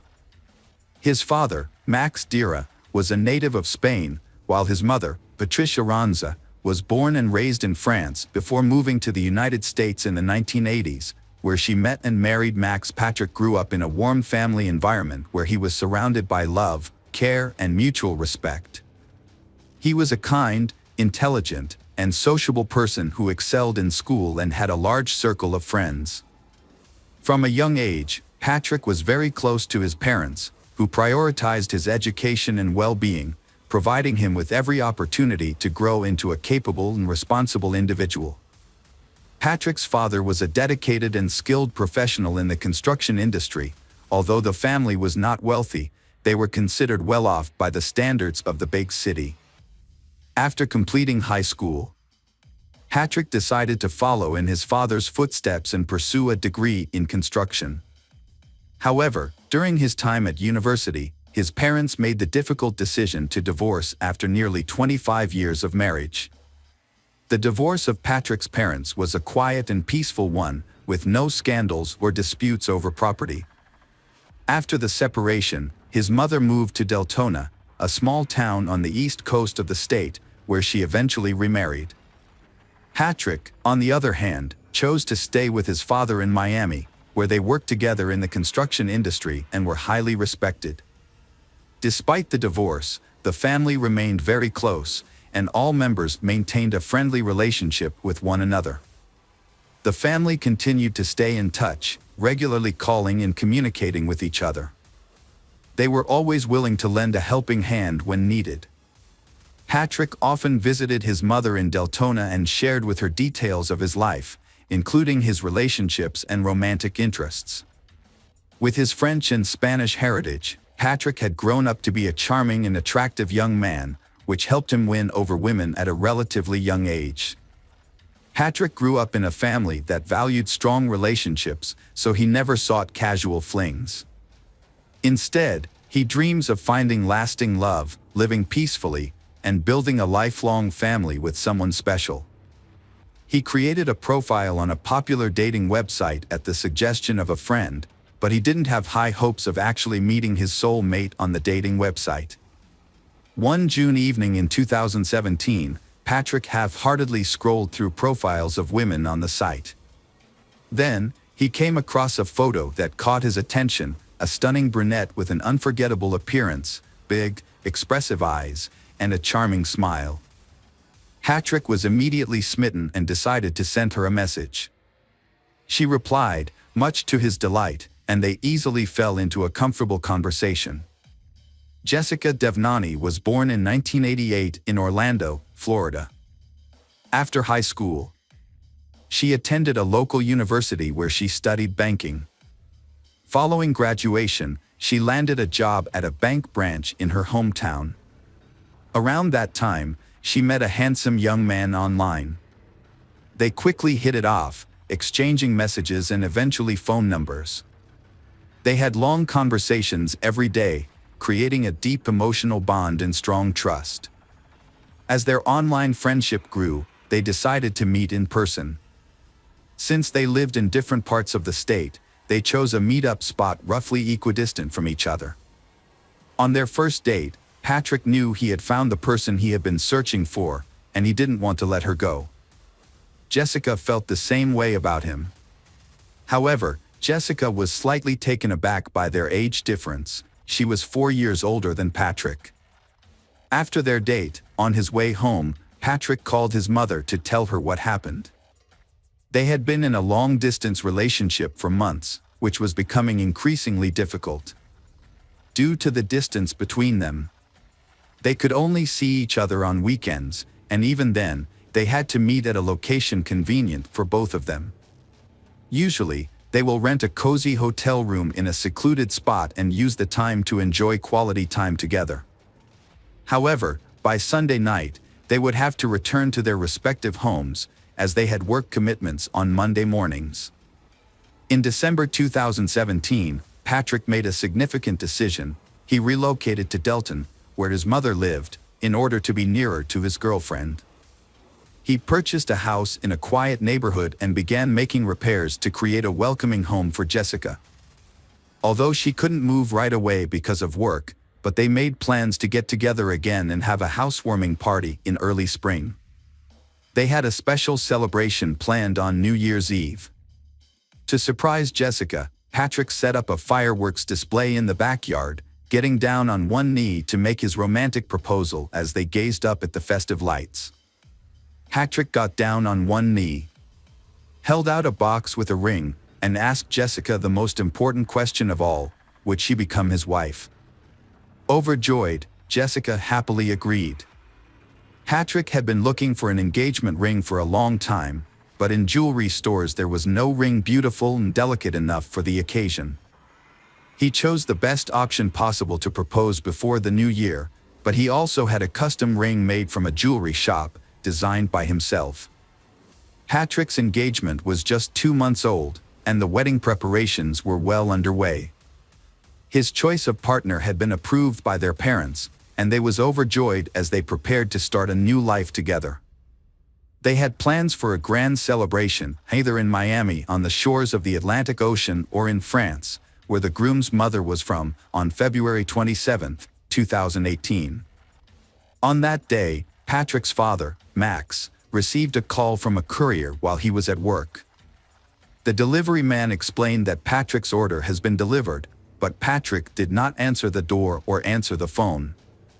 Max was taken aback by Patrick's unexpected actions, which immediately raised his level of concern. Since Max was tied up at work and couldn't go check on Patrick, Max asked his future daughter-in-law to go instead. Patrick's father called Jessica in a panicked tone, saying he couldn't reach his son. Jessica had been trying to contact Patrick all morning, but he wasn't responding to her calls or messages. When she shared this with Patrick's father, Max, he feared the worst. Jessica immediately dropped everything and rushed to Patrick's house. When she arrived, she saw his car in the driveway, indicating he was still at home. Using her own key, she entered the yard and called out to Patrick, but there was no response. Jessica carefully opened the front door and was met with a horrific sight. Patrick was lying in a pool of blood, showing no signs of life. She quickly called emergency services, but the paramedics were unable to save Patrick and declared him dead at the scene. When the police arrived, Jessica was overcome with grief, sobbing in the backyard where Patrick had proposed to her just 2 months earlier. An officer spoke to her, and she raised her tear-filled eyes to meet his. She claimed to know who was accountable for Patrick's murder, naming her wealthy ex-boyfriend as the culprit. To comprehend this complex case and identify potential suspects, it's essential to revisit the past when Patrick first met Jessica. At that time, Jessica was in a relationship with Gregory Bender, a wealthy businessman who owned an investment fund. She met Gregory during her student years, and he was 20 years her senior. Gregory showered Jessica with expensive gifts and took her on lavish vacations, eventually winning her affection. Jessica thought she had found her soulmate, but soon she began to notice some disturbing patterns in her ex-boyfriend Gregory's behavior. He was extremely controlling, constantly monitoring her movements and interactions with others. If she had an admirer, Gregory would quickly get rid of them through threats and intimidation. Meanwhile, he kept his own life a mystery, sharing very little about himself with Jessica. Their relationship lasted nearly 8 years, during which time Gregory never introduced Jessica to his family or friends. They only spent time together or went on vacation when he wanted to, and he rarely invited her to his home. Gregory claimed he was too busy, but Jessica longed for a normal family life and children. However, every time she brought it up, Gregory would say it wasn't the right time. When Jessica tried to end the relationship, Gregory proposed to her with a ring, and she accepted. However, nothing changed. They still lived apart and only saw each other when Gregory wanted to. One day, Gregory was in a car accident and ended up in the hospital. When Jessica rushed to his side, she decided to stop by his house to pick up some things for him. That's when she encountered a woman she had never seen before. Instead of introducing herself, the stranger asked Jessica who she was. Jessica showed her the ring on her hand and that she was the landlord's fiancée. Jessica later found out that Gregory was married to someone else, Diora Sanchez Bender. Devastated, Jessica immediately broke off the relationship. However, Gregory really wanted to keep her, begging for forgiveness and promising to divorce his wife and marry Jessica in the future. Jessica eventually gave in and continued the affair, but as time went on, nothing changed, and Jessica became exhausted. Jessica changed her life and started dating someone new, Patrick, through a dating website. She then ended her relationship with Gregory and informed him that it was over. But Gregory did not give up and started to do worse things. Gregory asked Jessica to reconsider their relationship. He then became aggressive, and he resorted to threatening and harassing her. Realizing that Jessica had moved on, Gregory turned to private investigators to hack into her online accounts and find out who she was talking to. He soon discovered Patrick's identity and contact information. Then, Gregory started sending threatening messages to Patrick. Patrick received threatening messages from Gregory, Jessica's ex-boyfriend, who demanded that Patrick end his relationship with Jessica, referring to her as his fiancée. After receiving the threats, Patrick remained calm because he thought they would not come true. However, Jessica is scared because she knows Gregory's aggressive nature and that he has a large collection of weapons. She suggested breaking up with Patrick to avoid any potential harm, but Patrick refused. They decided to report the incidents to the police, providing evidence of Gregory's stalking and threats. They obtained a restraining order, which prohibited Gregory from approaching or contacting them. Additionally, Gregory was required to surrender his firearms. For a while, the situation seemed to calm down, and they thought they had finally found peace. Nevertheless, Jessica convinced Patrick to install CCTV cameras around and inside their home, fearing that Gregory might violate the restraining order. Let's go back to the events of February 27, 2018. During the initial crime scene inspection, investigators quickly ruled out robbery as a motive. Instead, they believed the murder was personally motivated, given the nature of Patrick's injuries, which suggested a deep-seated hatred.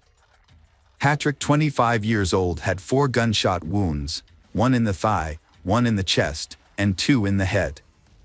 The body also showed signs of a fall from a ladder. The body was found on the floor between the front door and the stairs leading to the second floor. Investigators theorized that the killer likely snuck into the house and waited for the owner, Patrick, on the second floor. When Patrick entered the house and began to climb the stairs, the killer ambushed him, shooting him in the thigh. As Patrick rolled down the stairs, the killer followed, shooting him in the chest and then twice in the head. The murder weapon, a rare pistol, was not recovered, but several shell casings were found at the crime scene. The police found 3 casings at the scene, but a fourth one was missing. This led investigators to suspect that the killer might have taken it as a souvenir. The initial suspect was Patrick's neighbor, a U.S. Army veteran who had a history of conflict with Patrick. The veteran had been involved in combat and had suffered a severe head injury, which led to the development of a mental disorder. The veteran was skilled with firearms and had access to rare guns.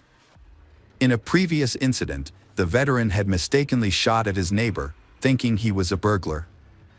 After his release, the veteran continued to harass the victim, accusing him of being a spy and threatening to expose him.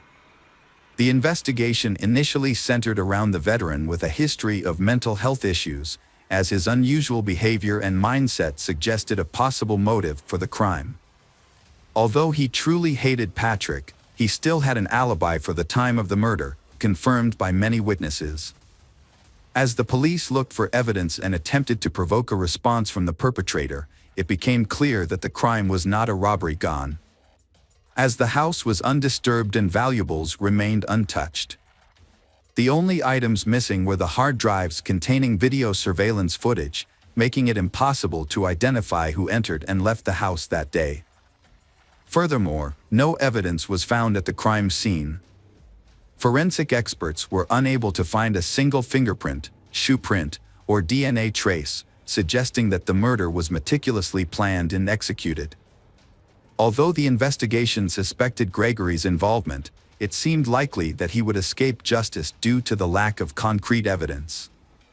The police asked Jessica to help them with a secret plan to catch her ex-boyfriend, Gregory, off guard. She agreed to make the call, and as the police had hoped, Gregory answered. Jessica tried to lure him into a conversation, but it quickly became apparent that he had anticipated the trap and was not falling for it. Gregory seemed unflappable as Jessica confronted him about Patrick's death. When she accused him directly, he acted shocked and even offered her his condolences. Despite her best efforts to get him to lose his cool, he didn't give away any incriminating information.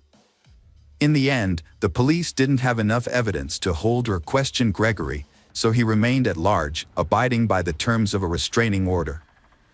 He appeared to have already distanced himself from Jessica, makes gathering evidence more difficult. As the police investigation stagnated due to lack of evidence, Diora Sanchez, Gregory's wife, called to reveal she had vital information about Patrick's death. Upon arrival at the police station, Diora told investigators about discovering a cryptic notebook in Gregory's office just days before the crime occurred.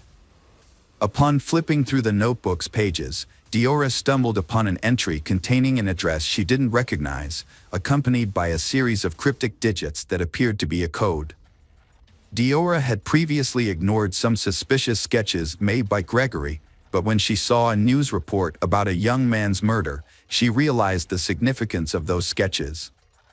The crime scene's layout matched the drawings Gregory had made. Diora informed the investigators, who then obtained a search warrant for Gregory's house. Upon searching, the police found a mysterious notebook in Gregory's office, but several key pages were missing. They later discovered those pages in a trash can, carelessly discarded after being ripped out and crumpled. The pages contained a detailed plan of the crime, including turning off the victim's phone, wearing gloves, and using a special lubricant on shoes to avoid leaving footprints. The records also revealed that Gregory had been stalking the victim, Patrick, and knew his daily routine, including the time he returned home. Furthermore, Gregory knew the location of surveillance cameras in and around Patrick's house, suggesting this was a carefully planned and executed crime. In addition to committing the crime, Gregory took steps to cover his tracks by disposing of the weapon, clothes, shoes, and gloves. However, he failed to destroy his own records, which later incriminated him. Furthermore, his wife's curiosity ultimately worked against him. A shell casing was discovered in a cigar box, which was meant to be taken as a trophy by the gunman. Forensic analysis confirmed that the casing matched the one found at the crime scene. The trial of Gregory posed a challenge due to the lack of direct evidence. Although the accumulated evidence was sufficient to arrest him, it was largely circumstantial. Since the crime weapon was never recovered, there was no definitive proof that Gregory was at the victim's house on the day of the crime. Moreover, there were no eyewitnesses to testify against him. The trial, which began in May 2021, more than 3 years after the crime, was heavily influenced by the skilled lawyers Gregory hired. He appeared confident and seemed to believe he would evade punishment.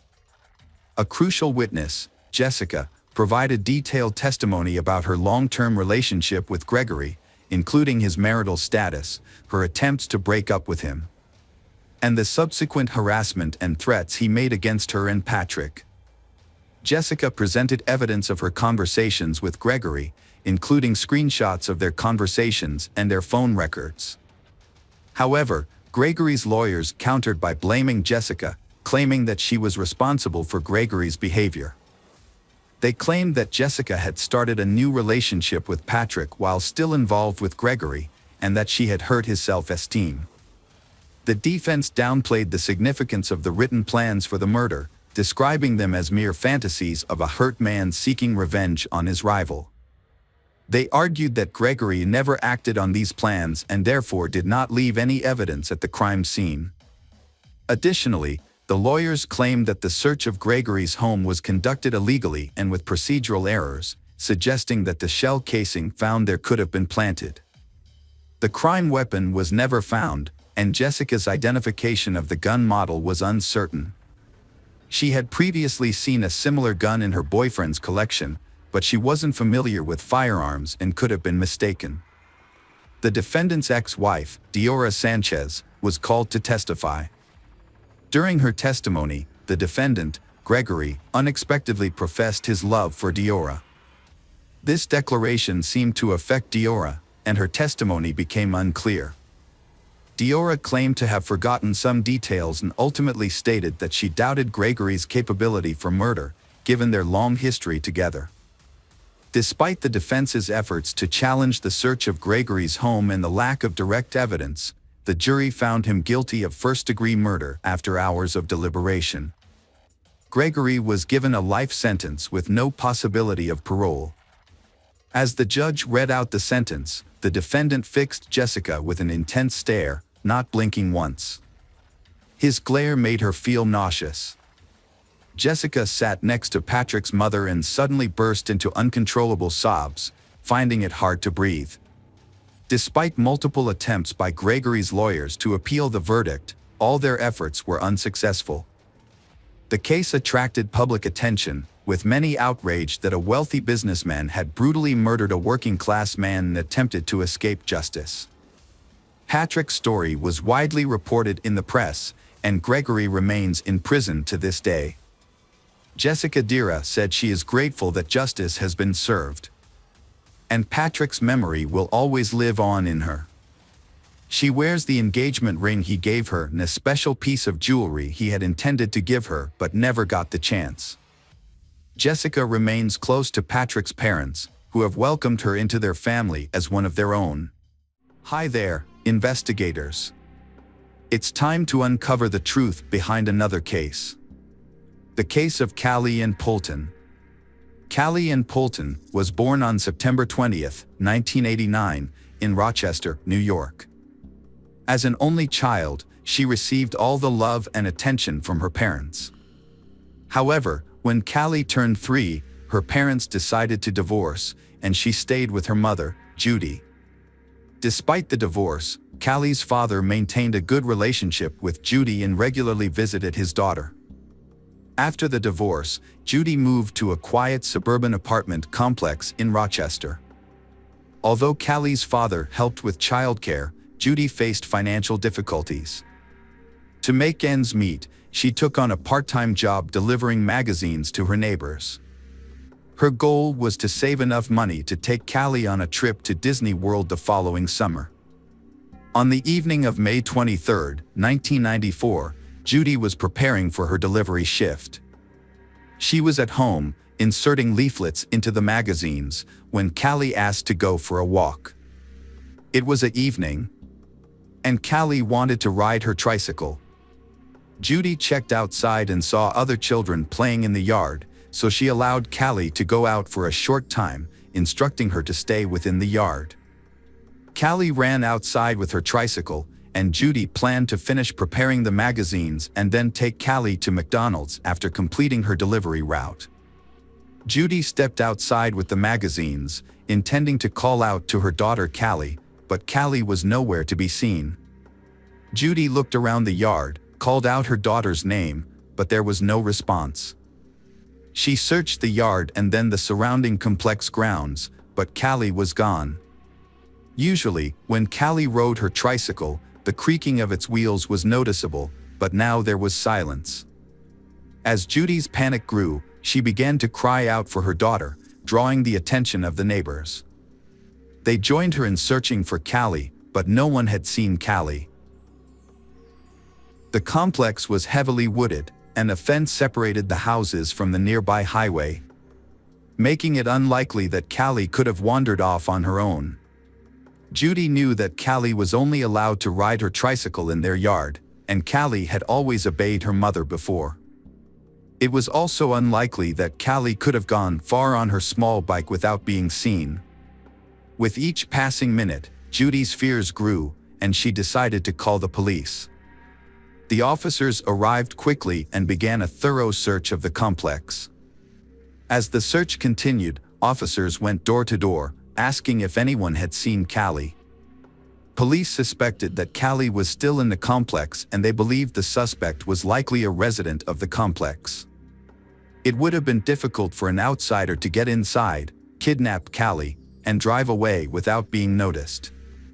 To assist in the search, residents of the 300-apartment complex voluntarily allowed police to enter their homes.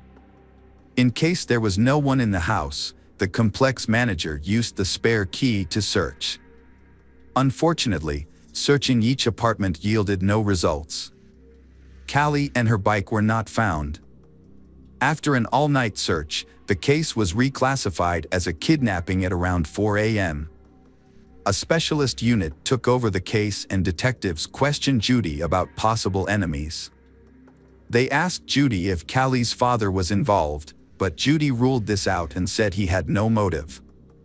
Detectives also asked if Judy had noticed anyone suspicious among the residents. She mentioned Mark, a 22-year-old man who had just moved in with his wife and young son.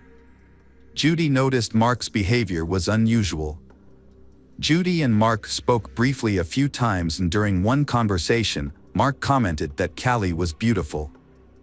Although Judy had heard similar comments from others, Mark's tone made her uncomfortable. What really caught her attention, however, was when Mark added that he had spied on all the little girls in the complex and that Callie was the most beautiful. Judy became increasingly wary of Mark after their conversations, and she made an effort to limit her interactions with him, even though they still occasionally crossed paths in the yard. One conversation in particular raised her suspicions. Mark asked Judy if Callie would tell Judy if someone tried to touch her. Judy found this question alarming and quickly ended the conversation. As a result, she no longer allowed Callie to play with Mark's son, even when she was present. During her conversation with detectives, Judy recalled a detail that had previously seemed insignificant. When she was searching for Callie, she had asked Mark if he had seen Callie, and he claimed he did. Judy also noticed that Mark's sneakers were missing their laces, but at the time, she was too worried about Callie to think much of it. The detectives brought Mark in for questioning, and he denied any involvement in Callie's disappearance. He even agreed to take a polygraph test, which he passed. However, Judy's own account provided Mark with an alibi, as she had seen him on the playground with his son at the time she was searching for Callie. The police also searched Mark's apartment but found no sign of Callie or her bicycle. As a result, Mark was no longer considered a suspect, and the investigation continued without any leads. The police investigation into Callie's disappearance began by questioning her mother, Judy, as a standard procedure.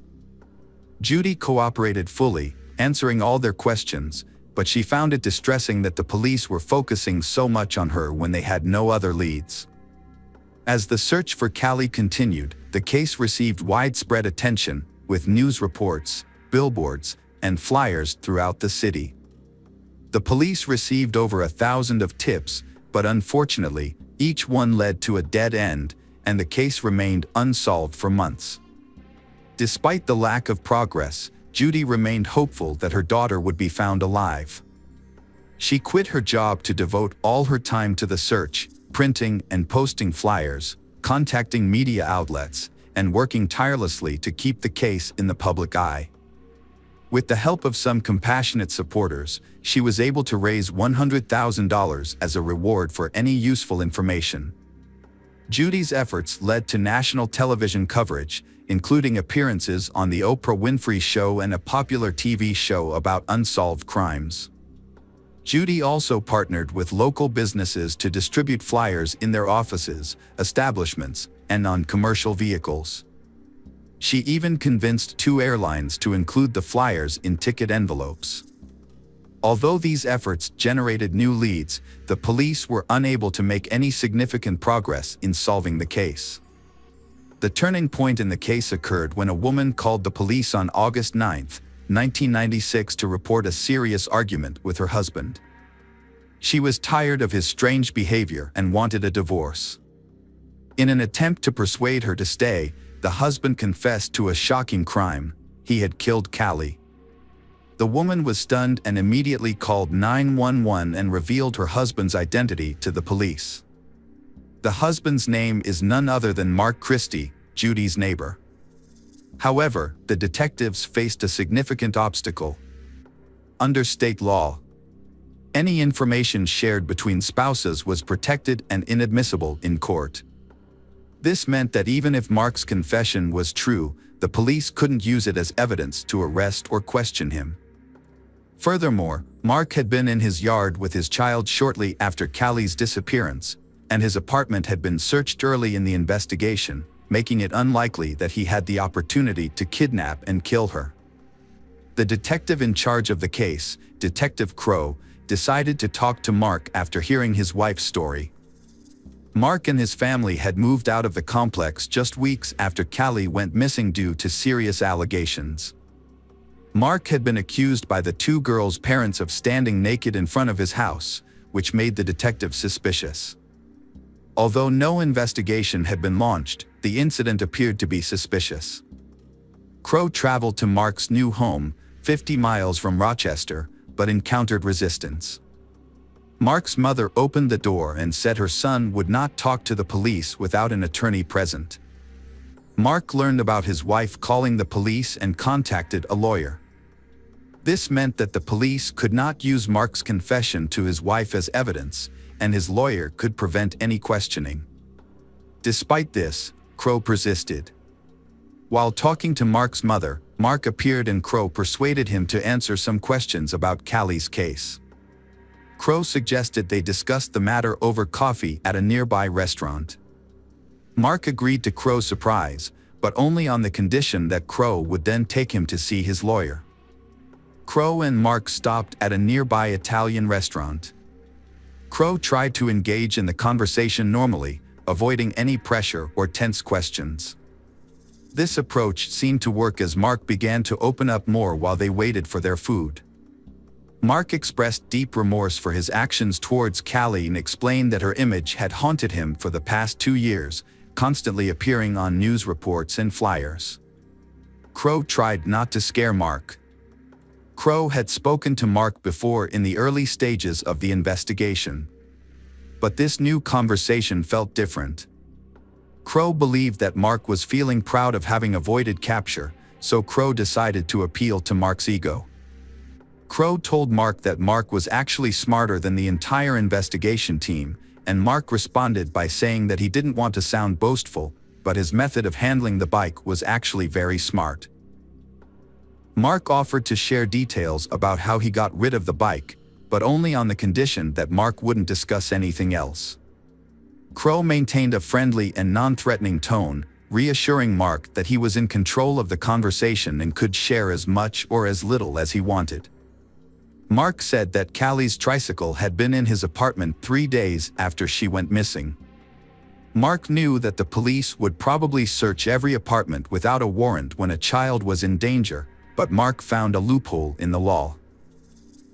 Although police could search for a missing child, they were not allowed to search for physical evidence. This meant they could only test spaces that were large enough for a child to fit. To hide the bike, Mark decided to disassemble it and hide the bike's parts in small and hard-to-reach areas of his apartment. He wrapped some parts in clothes and put them in the closet, and put other parts in small bags and took them out to the car. He then dumped the pieces in various locations far from home. Meanwhile, the police were stationed at the exit of the complex, checking each car, but since they were only looking for Callie, the small bags containing the bike parts did not arouse any suspicions. Detective Crow saw an opportunity to get a full confession from Mark. Crow took a sympathetic approach, suggesting that Callie's death may have been an accident and not Mark's fault. Mark asked about the sentence he could face, and Crow estimated it could be about 25 years. Mark felt this was unfair, as it meant he had to spend half his life in prison and away from his family. He also mentioned that he had lived with guilt for 2 years, implying that this should be taken into account when sentencing. Despite Mark's questionable logic, Crow continued to encourage Mark to confess, suggesting it would bring him relief. Mark agreed to tell the truth, but only after consulting with a lawyer. Crow knew that Mark's lawyer would advise Mark against confessing to a crime without solid evidence. So, Crow decided to be straightforward with Mark, explaining that if he didn't tell the truth, Callie's parents would never know what happened to their daughter. Mark responded by saying that Callie hadn't suffered. Crow senses that Mark was confessing and encourages him to do the right thing. Mark looked at Crow and finally admitted to his actions. He repeated that Callie hadn't suffered and Mark confessed to strangling her with his bare hands.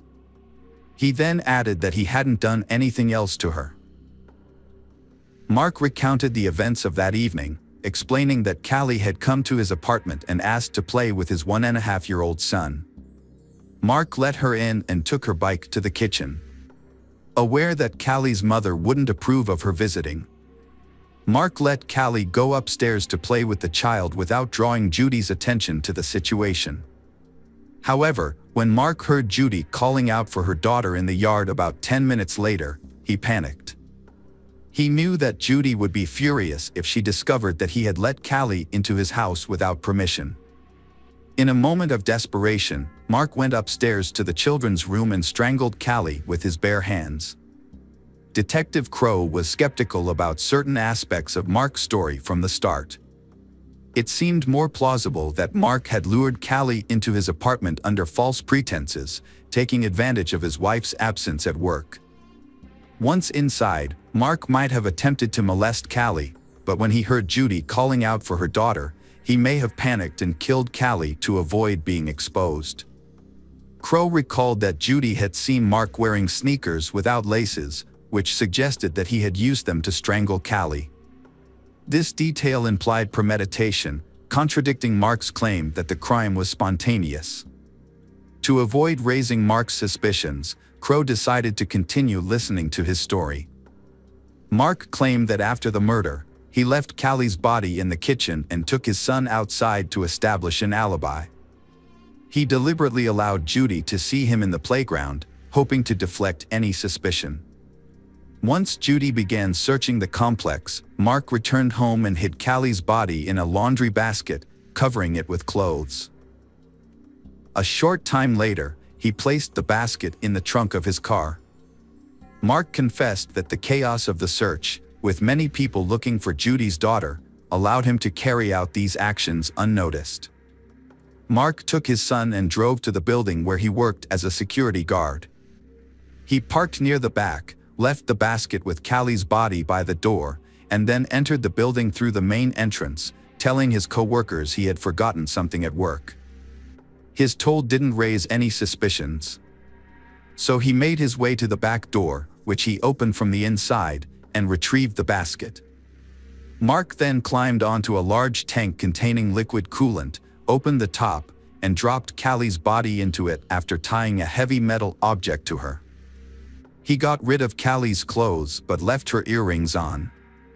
After disposing of the body, Mark returned home and joined the neighbors in searching for Callie. By doing so, he had already removed the body from the complex before the police became involved, and no one suspected anything. At the end of his confession, Mark expressed regret for killing Callie, stating it was a mistake. Crow paid for their food, and Mark left a $2 tip before willingly going with Crow to the police station, where he was arrested for murder. When Mark's lawyer found out about the confession, he attempted to retract it, but the attempt was unsuccessful. This was because Mark had provided the information willingly, and Detective Crow had followed proper procedures. As a result, the police went to Mark's workplace, opened the tank, and made a gruesome discovery. Even after 2 years, the victim's body was still inside. Due to the advanced state of decomposition, experts were unable to determine the cause of death or gather any further information. They confirmed the identity of the remains, which was none other than Callie. Mark admitted his guilt to the judge and received a minimum 25-year prison sentence, just as Detective Crow had predicted. Although Mark's lawyer managed to have the kidnapping charges dropped, he was still convicted of murder. However, Mark's case took a surprising turn in 2010. The police reopened a 1988 case involving the brutal murder of 74-year-old Viola Manville, who was killed while walking in a Rochester suburb. At the time, Mark was just 16 years old and was considered a suspect, but he passed a polygraph test, showing no signs of deception. As a result, another man, Frank Sterling, was arrested and eventually confessed to the crime after a lengthy overnight interrogation. Years later, Frank tried to appeal his sentence, claiming that the police had coerced his confession and that he was disoriented by the end of the interrogation. However, his appeals were unsuccessful until 2010, when the case was reopened and new evidence was sent to the lab. DNA analysis revealed the suspect's DNA matched not Frank's, but Mark Christie's. Mark, 39 at the time, admitted to murdering Viola in 2011 and received an additional 28 years in prison. Despite his confession, he showed no remorse and never revealed his motives for the crime. Meanwhile, Frank was finally released from prison after 19 years of wrongful imprisonment. He went on to sue the authorities and was awarded nearly $10 million in 2014. However, his life was cut short when he died of a heart attack in 2017 at the age of 54. Mark is currently serving his sentence in prison, but he may be eligible for parole in the near future. It's unclear whether he will be released, and his case serves as a reminder of the importance of thorough investigations. If the investigators had not mistakenly focused on Frank and coerced a false confession, Mark might have been caught earlier and possibly prevented from committing another crime, the murder of Callie. True crime fans, we've got another mysterious case to explore. The case of the Ewell family. Dale Ewell was born in Ohio during the Great Depression. This challenging time in him the value of hard work and the importance of money, as he learned to appreciate every dollar he made. His family struggled financially, which likely motivated him to become determined and ambitious. Dale married Glee Michelle, a multi-talented woman, who worked as an elementary school teacher, a translator for the CIA, and served on a commission at the State Bar of California. They had 2 children, Tiffany born in 1967 and Dana in 1971. Dale's success provided the Ewell family with a comfortable life, including a home in Sunnyside, a beachfront property in Peraro Dunes, luxury cars, and designer clothing.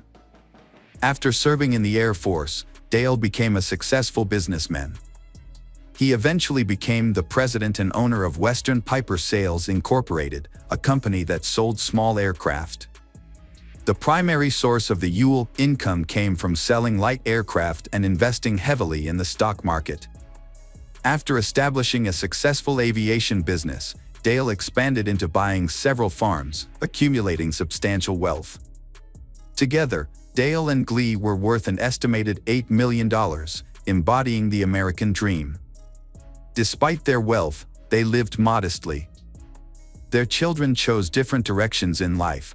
Tiffany pursued a similar career to her parents, whereas Dana chose a distinctly different route. At university, Dana presented himself as a successful entrepreneur, falsely claiming to be the source of his family's wealth. This fabricated story gained attention from a local newspaper and was even included in his school yearbook. In 1990, while attending Santa Clara University, Dana was fixated on wealth and luxury. He owned a BMW and had access to funds, allowing him to indulge in expensive items like jewelry. From a young age, Dana had a habit of lying and making up stories. Despite being intelligent and well-educated, Dana's ambitions went beyond comfort, wealth, and a promising future. He had the same ambitions as his father, but he didn't have the drive to achieve them in a proper and lawful way. Dana began fabricating elaborate and false stories about his accomplishments and importance while he was a student at the University of Santa Clara. He lied to both faculty and peers, claiming he was the head of a multi-million-dollar company.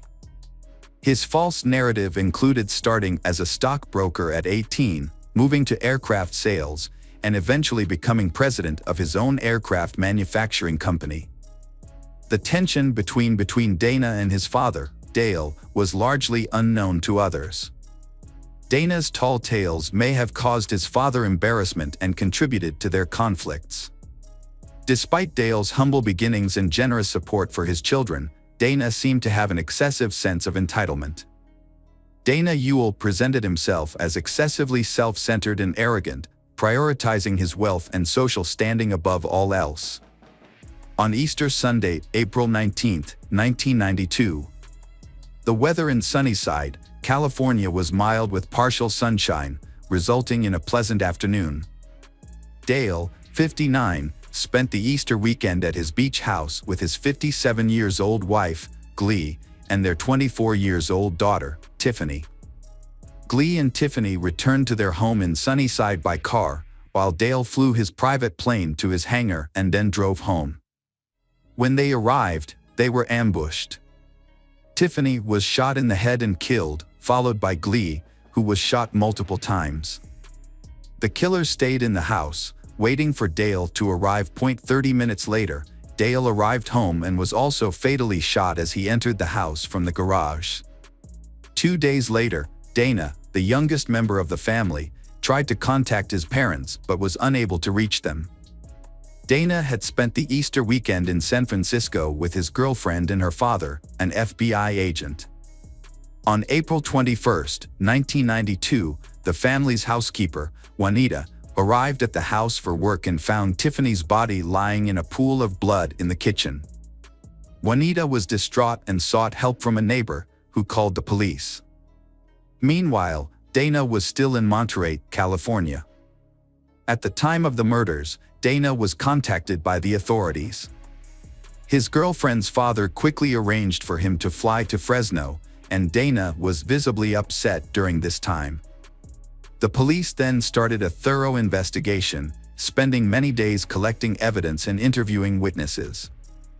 The crime scene was made to look like a robbery. However, experienced detectives believed the scene was deliberately staged to make it appear as though the family had been attacked and then killed by an intruder. Upon further examination, detectives found several irregularities, including the lack of weapons, bloodstains, footprints, or DNA evidence. Instead, the detectives found that the attack was carefully planned and carried out. The attacker was a skilled shooter, missing only one shot, and had even picked up the spent bullet casings inside the house. Investigators found a box of 9mm ammunition that Dale had purchased. It was later discovered that it had been used in the murder. The home appeared to have been ransacked, but nothing valuable was missing. There was no evidence of forced entry, and the alarm, which was usually turned on, had been turned off. Investigators thoroughly examined the victims' backgrounds, searching for any clues that might be connected to their deaths. They looked into Dale's past dealings, which included selling airplanes to an individual later convicted of drug smuggling in the 1970s, and a questionable real estate transaction with Dale's brother that potentially put investors at risk of losing millions. The police thoroughly investigated and eliminated all other potential suspects with motives. Ultimately, they concentrating on Dana, as he was the one who would benefit the most from the tragic event. As the only surviving member of the Ewell family and the main beneficiary of the estate, Dana naturally became a person of interest. Even though he had a solid alibi, having been with his girlfriend and her FBI agent father at the time of the murders, the police couldn't shake their suspicions about him. Dana's actions did not ease the concerns of others, but rather intensified their suspicions about his involvement in the murder. Although he outwardly showed distress and even offered a $50,000 reward for the capture of the killer, his grief seemed insincere. His reaction to the horrific killing of family members seemed surprisingly subdued, as he displayed little of the shock and sorrow that people typically exhibit in response to such a traumatic event. Instead of focusing on mourning the loss of his loved ones, Dana seemed more concerned with his parents' wills and inheritance. He did something disturbing, inviting a friend to view the house while there was still obvious blood on it, demonstrating a disregard for the victims. Furthermore, he allegedly expressed contempt for the police investigation, calling the investigators dummies who would never solve the case. Dana eluded authorities for 3 years, during which time they thoroughly investigated every lead to help solve the case. The situation worsened after Dale's brothers reported Dana to the authorities, claiming he had done something wrong. According to them, Dana became furious when he heard the will being read, as he learned that he wouldn't have full access to the $8 million estate until he was in his 30s. Dana reportedly slammed his hands on the table and screamed, asking why his father could do this to him. The trust stipulated that his parents would cover his expenses until he was 25, then he would receive investment dividends until he was 30. At 30, he would have access to half of the estate, with the remaining half available at 35. Before the funeral, the Ewell brothers act to prevent Dana from reclaiming what he believes is his. However, Dana managed to obtain around $300,000 from an insurance policy. Dana's uncles actively prevented him from inheriting his father's assets, causing him significant frustration. Despite the growing scrutiny from investigators and accusations from his own family members that he was involved in the murder to gain control of the family estate, Dana showed no signs of worry. He continued to live a lavish lifestyle, showering his girlfriend Monica with expensive gifts and even helping with her education costs. However, it was unclear where his money was coming from. Investigators suspected that money was a key factor in the murders and dug deeper. They discovered that Dana had been stealing money from various sources, including his grandmother's trust account, which had held $400,000. By the time detectives stepped in, the grandmother was left with only $22,000 to cover her care at a nursing home. The discovery that Dana had been exploiting his grandmother for personal gain further strengthened the police's suspicions about his character. However, authorities still need concrete evidence to prove Dana's involvement in the murder. Joel, one of Dana's college acquaintances, was particularly drawn to Dana's stories of a wealthy, successful lifestyle. Joel found Dana's apparent ability to effortlessly attract beautiful women especially intriguing. People around were surprised by their friendship, as they seemed to have little in common. Dana was driven by a desire for higher social status, while Joel's interests lay in video games, firearms, and explosives. Despite their differences, Joel's friendship with Dana gave him the opportunity to attend fancy parties and meet attractive women. Shortly after the Ewell family murders, Joel dropped out of school and soon became Dana's roommate in the Ewell family's former home. This marked a significant development in the investigation. Both Dana and Joel started making unusual purchases, such as helicopter flying lessons, despite Joel having no apparent source of income. As a result, investigators began surveilling both, monitoring their communications through pagers and payphones. Authorities cloned Dana's pager and tapped his landline in May 1993. An officer overheard Joel discussing the investigation on a payphone, saying, "They don't have evidence, they'll try to catch you in a lie." Meanwhile, Dana continued spending lavishly, buying a new car for his girlfriend and paying her law school tuition. After using up the insurance payout, he took $400,000 from his grandmother's account, leaving her with only $22,000 for her nursing home expenses. In 1994, investigators shifted their focus to forensic analysis, which revealed that the murder weapon was a rare 9mm assault rifle made in Colorado. Records from the company showed that a rifle had been bought by Innes Jack Pond just before April 1992. Notably, Jack was a high school friend of Joel. When questioned, Jack first denied buying the rifle, then claimed he bought it as a birthday present for himself, and said the gun was later stolen. The evidence against Dana and Joel continued to mount. At one point, detectives visited Dana at his university dorm and told him they believed Joel was responsible for killing his family. Dana stayed silent, visibly pale. After the detectives departed, Dana and his girlfriend, Monica, promptly contacted Joel's brother, Radovic, but they did not realize that they were being followed by the police. On March 2, 1995, police arrested Dana, Joel, and Peter, Joel's brother, and Jack Pond. Peter had made a deal with the authorities, agreeing to testify against his younger brother and Dana in exchange for immunity. Peter confessed to the police that he had made a homemade silencer and attached it to the murder weapon. He also admitted to getting rid of the gun barrel, Joel's tennis shoes, and some gun magazines. Peter said he did these things with the help of Jack Pond. When Jack was arrested, he gave a different account of the gun. He said he bought the gun for Joel but didn't know it was going to be used for the murders. Jack also confirmed that he and Peter had disposed of evidence together. Jack received immunity in exchange for his testimony, just like Peter. As a result of statements made by Peter and Jack, the barrel of the murder weapon was found buried in a field in Rica. Unlike Peter and Jack, Dana and Joel were not offered plea deals. They were charged with 3 counts of first-degree murder with special circumstances, which made them eligible for the death penalty. The trial began in late 1997. Dana and Joel, who had previously been close friends and had even lived together in the house where the murders occurred, now had separate lawyers and took different stances during the trial. Prosecutors argued that Dana's motive for the murders was greed, claiming he had promised Joel a share of the inheritance. Dana's lawyer argued that he was innocent, suggesting that Joel and Jack had planned and carried out the murders. Joel's lawyer acknowledged the strong evidence against his client and focused on trying to save him from the death penalty. During the trial, Jack Pond testified that he had bought the murder weapon for Joel and helped dispose of it.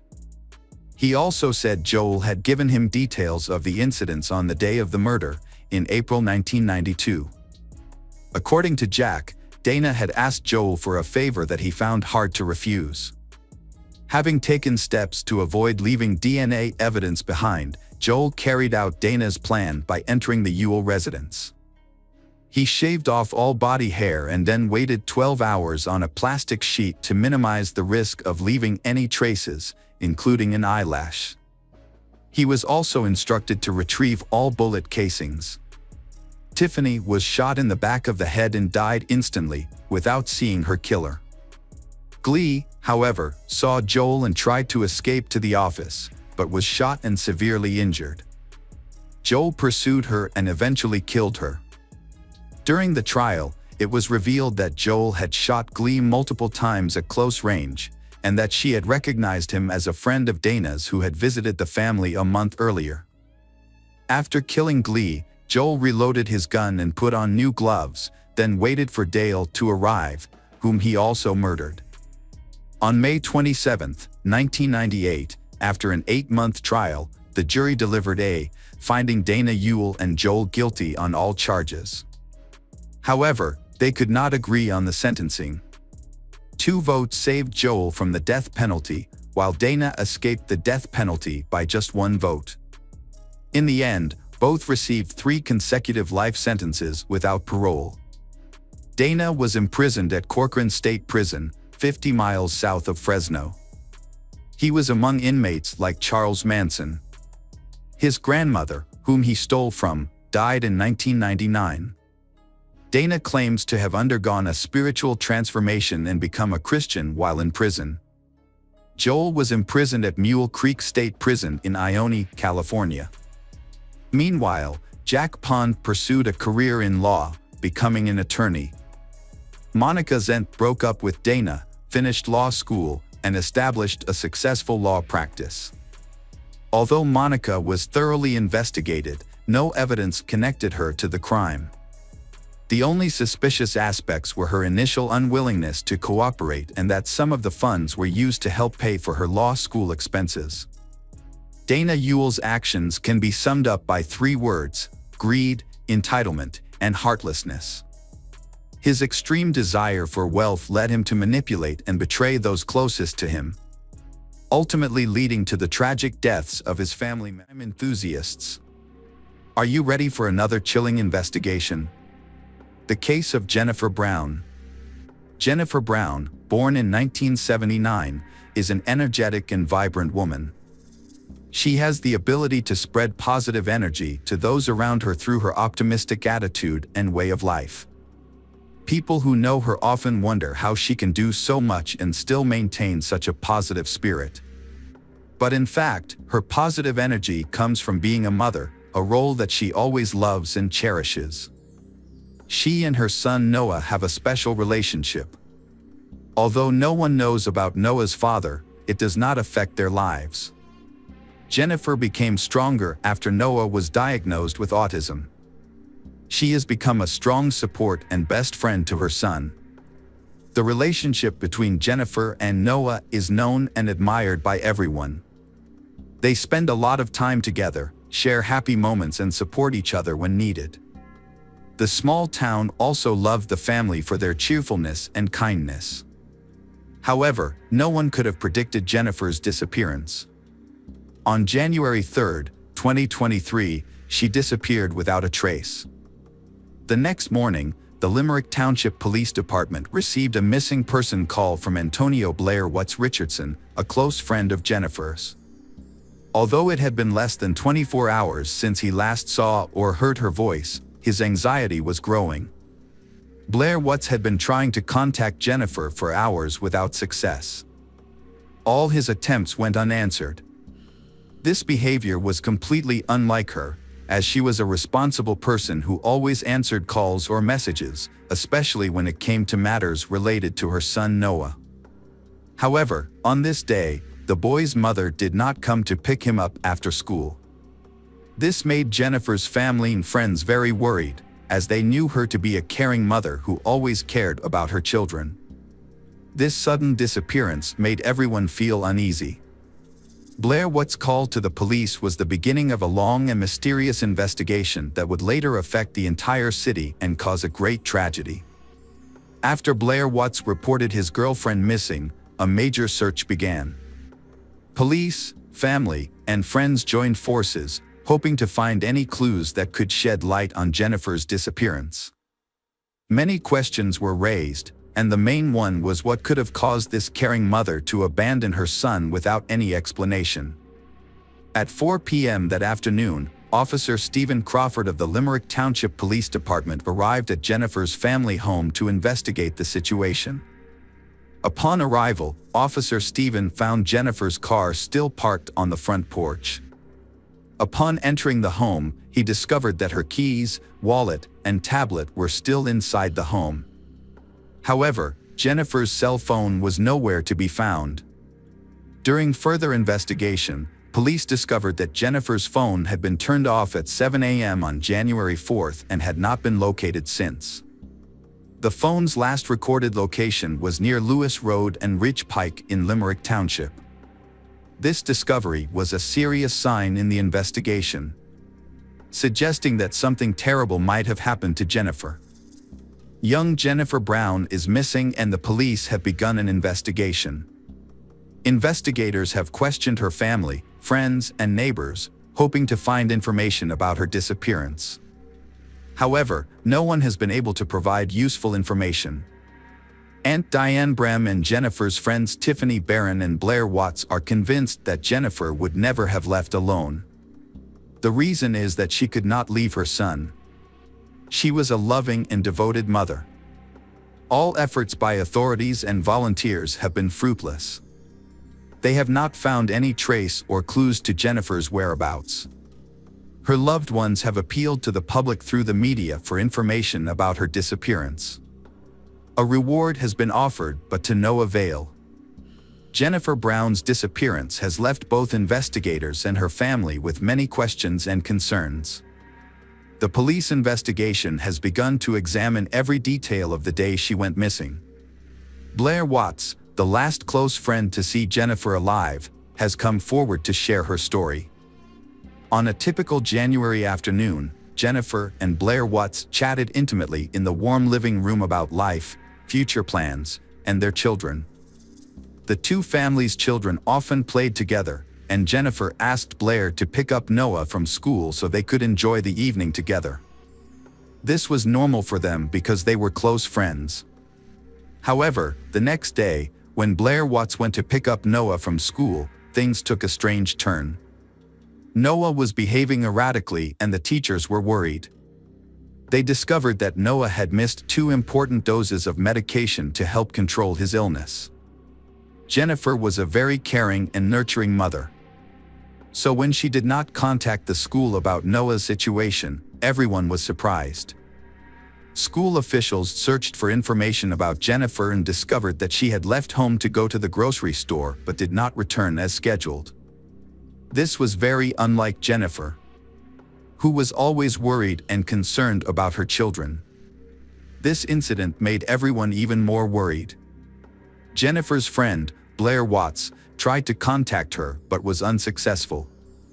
When she did not receive a response, Blair Watts decided to check if Jennifer had picked up her son at the bus stop. However, when Jennifer did not appear, Blair Watts became concerned and decided to report the incident to the police. After the report, no new information about Jennifer's whereabouts emerged.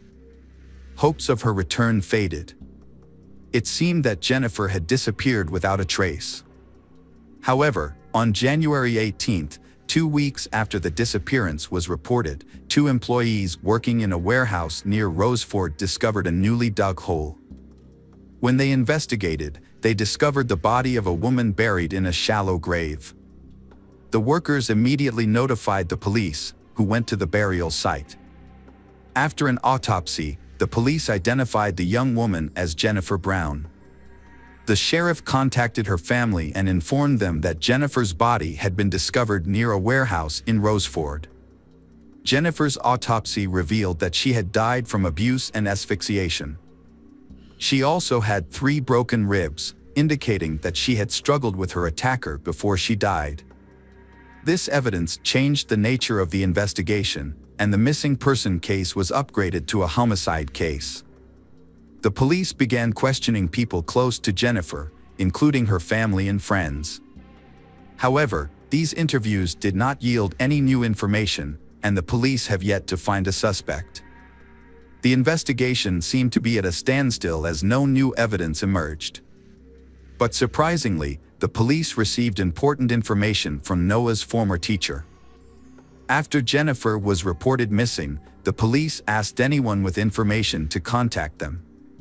This call caught the attention of a former teacher of Noah, who decided to come forward to the police.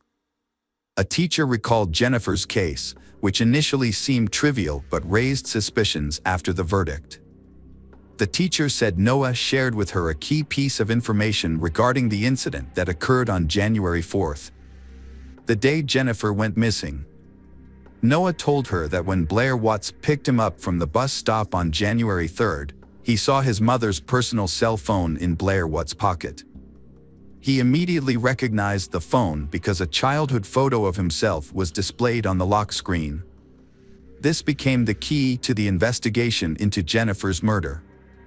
The police had previously assumed that the killer had taken Jennifer's cell phone, but Blair Watts now became the prime suspect. As they delved deeper into the relationship between Jennifer and Blair Watts, hidden secrets began to emerge. This surprised the investigators. On the surface, the relationship between the two seems very close and understanding, and their families also interact frequently. However, when looking closely at the business transactions, the seemingly simple initial relationship turns out to be hidden under a layer of long-standing hatred. In fact, this friendship is closely tied to their business, and that creates unpredictable conflicts. What's more special, people have discovered disputes stemming from that relationship. For example, the breakdown of the business left Blair Watts with emotional conflicts that were difficult to overcome when the Bird's Kitchen store itself was closed in January 2022. After approaching Jennifer, in August 2022, Blair Watts received an offer of help. Jennifer decided to invest in his business to help revive Bird's Kitchen at a new location. Under the agreement, Jennifer would provide financial support to the restaurant every 6 weeks or so. Between August and January, Jennifer transferred $36,000 to Blair Watts to rebuild the business. She also agreed to provide an additional $99,000. However, Blair used the money for her own personal needs instead of investing in the restaurant. When the property owner discovered that Blair Watts had not met her financial obligations, they terminated the lease on December 26, 2022. This left Blair Watts in a desperate situation, losing money and the opportunity to reopen the restaurant. In desperation, Blair decided to commit a serious crime to save her business. During the investigation of Jennifer's case, investigators scrutinized the financial transaction history on her iPad. They discovered 2 illegal transfers of $177,000 to Bird's Kitchen on January 3rd. These payments were not mentioned in the official agreement between Jennifer and Blair Watts. It is worth noting that these transfers initially failed because Jennifer's iPad had two-factor authentication enabled. However, after disabling the authentication system, the transfers were successful. This led investigators to suspect that Jennifer's boyfriend, Blair Watts, may have been involved in the murder. Investigators interviewed the property owners Blair Watts had rented. They discovered that on January 4th, the same day Blair Watts reported Jennifer missing, he came to them to sign the lease, claiming he had the money. Police then conducted an interview with Blair Watts' wife, Tiara Taylor, to determine where Blair Watts had been on the day Jennifer went missing. Tiara said Blair Watts had visited Jennifer's family on January 3rd and did not return home until early the next morning. He returned home briefly, then left around 5 p.m. and did not return home until late in the evening.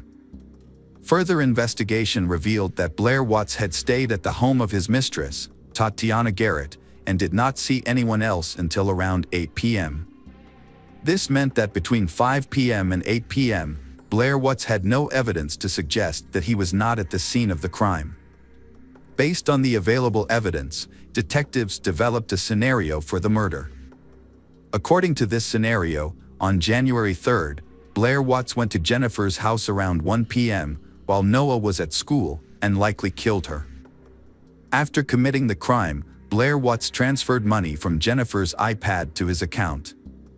He then picked up Noah at the bus stop around 4 p.m. When he returned to Jennifer's house, he dropped Noah off and returned to the crime scene to dispose of the body. He took the body to a field near Roseford and buried it in a shallow grave. Blair Watts then went to Tatiana's house and stayed there overnight. However, he made a serious mistake. He let Noah see his mother's cell phone. This was important evidence that helped the police quickly find the killer. Law enforcement had enough evidence to convict, but they decided to investigate further to gather more information. To investigate further, the police requested the participation of film experts and a specially trained dog that could detect the scent of a corpse. First, the dog was brought to Jennifer's house to memorize the woman's scent. The police then led the dog to Blair Watt's car and it immediately detected a foul odor. This was the final key piece of evidence that solidified detectives' belief that Blair Watt was involved in the murder. On February 8, after months of investigation, Blair Watt was arrested and charged with aggravated murder, and burglary. He is currently being held in the Montgomery County Correctional Facility without bail, awaiting a preliminary hearing. When Jennifer's friends and family found out she was dead, they were shocked and heartbroken. But what made them even more heartbroken was that the killer was someone they knew and trusted. Now that Blair Watt has been arrested and brought to trial, they can finally rest easy knowing that justice has been served. Tiffany Barron, a friend of Jennifer's, spoke on behalf of the family. In an interview, she expressed her feelings. She still dreams about Jennifer. Jennifer's son, Noah, keeps asking about his mother and she doesn't know how to answer. If Blair Watt is convicted after the investigation and trial, he will spend the rest of his life in prison. The case was solved thanks to the keen observation of Jennifer's 8-year-old son. He discovered Blair Watt's mistake, helped solve the case and punish the culprit. Welcome back, detectives. Let's dive into another horrible case. The case of John Parker. John Parker was born in 1970 in Indiana, United States, to a middle-class family and have a brother. From a young age, John had a strong ambition to succeed. He valued being independent and continually sought ways to better himself, as well as looking for opportunities for growth and advancement. After graduating from high school, John began searching for ways to earn money. According to his brother, John's first job was as a waiter's assistant in a restaurant. However, he quit his job soon after, but the exact reason for his departure is unclear. Undeterred, John quickly found a new job that offered more freedom, allowing him to explore and develop his passion for pursuing a career in sales. John started working as a door-to-door salesman for Kirby vacuum cleaners. Initially, his family teased him, but he soon demonstrated his capabilities to everyone, and he also found his purpose in life. By the end of his first year, John had become one of the company's top salesmen, and he was eager to continue achieving more. John worked extremely long hours, typically between 12 to 16 hours a day. As a result, he became a top sales performer, earning recognition at company meetings. John's success also made him a source of inspiration and guidance for his fellow salespeople. During this time, he met Judy, a 20-year-old woman from a low-income family in Texas. Judy was born in October 1969. She was confident, extremely, and outgoing. Although John wasn't planning to hire any additional salespeople at the time, but she was able to convince John that she had what it took to achieve great success in sales. Judy's past was marked by significant life events. With her parents' consent, she had gotten married at the age of 14 and had 2 children, Christina and Daniel Hicks, but it ultimately ended in divorce. When she met John, she was determined to start a new chapter in her life. John decided to give Judy a chance, taking her under his wing as a mentor in vacuum cleaner sales. Not only did Judy prove herself as a valuable member of the sales team, but she also won John's heart. As time passed, they began to date. John's life was thriving, both personally and professionally. He has built a solid reputation for his sales and training abilities, and most importantly, he has the love and support of his wife Judy.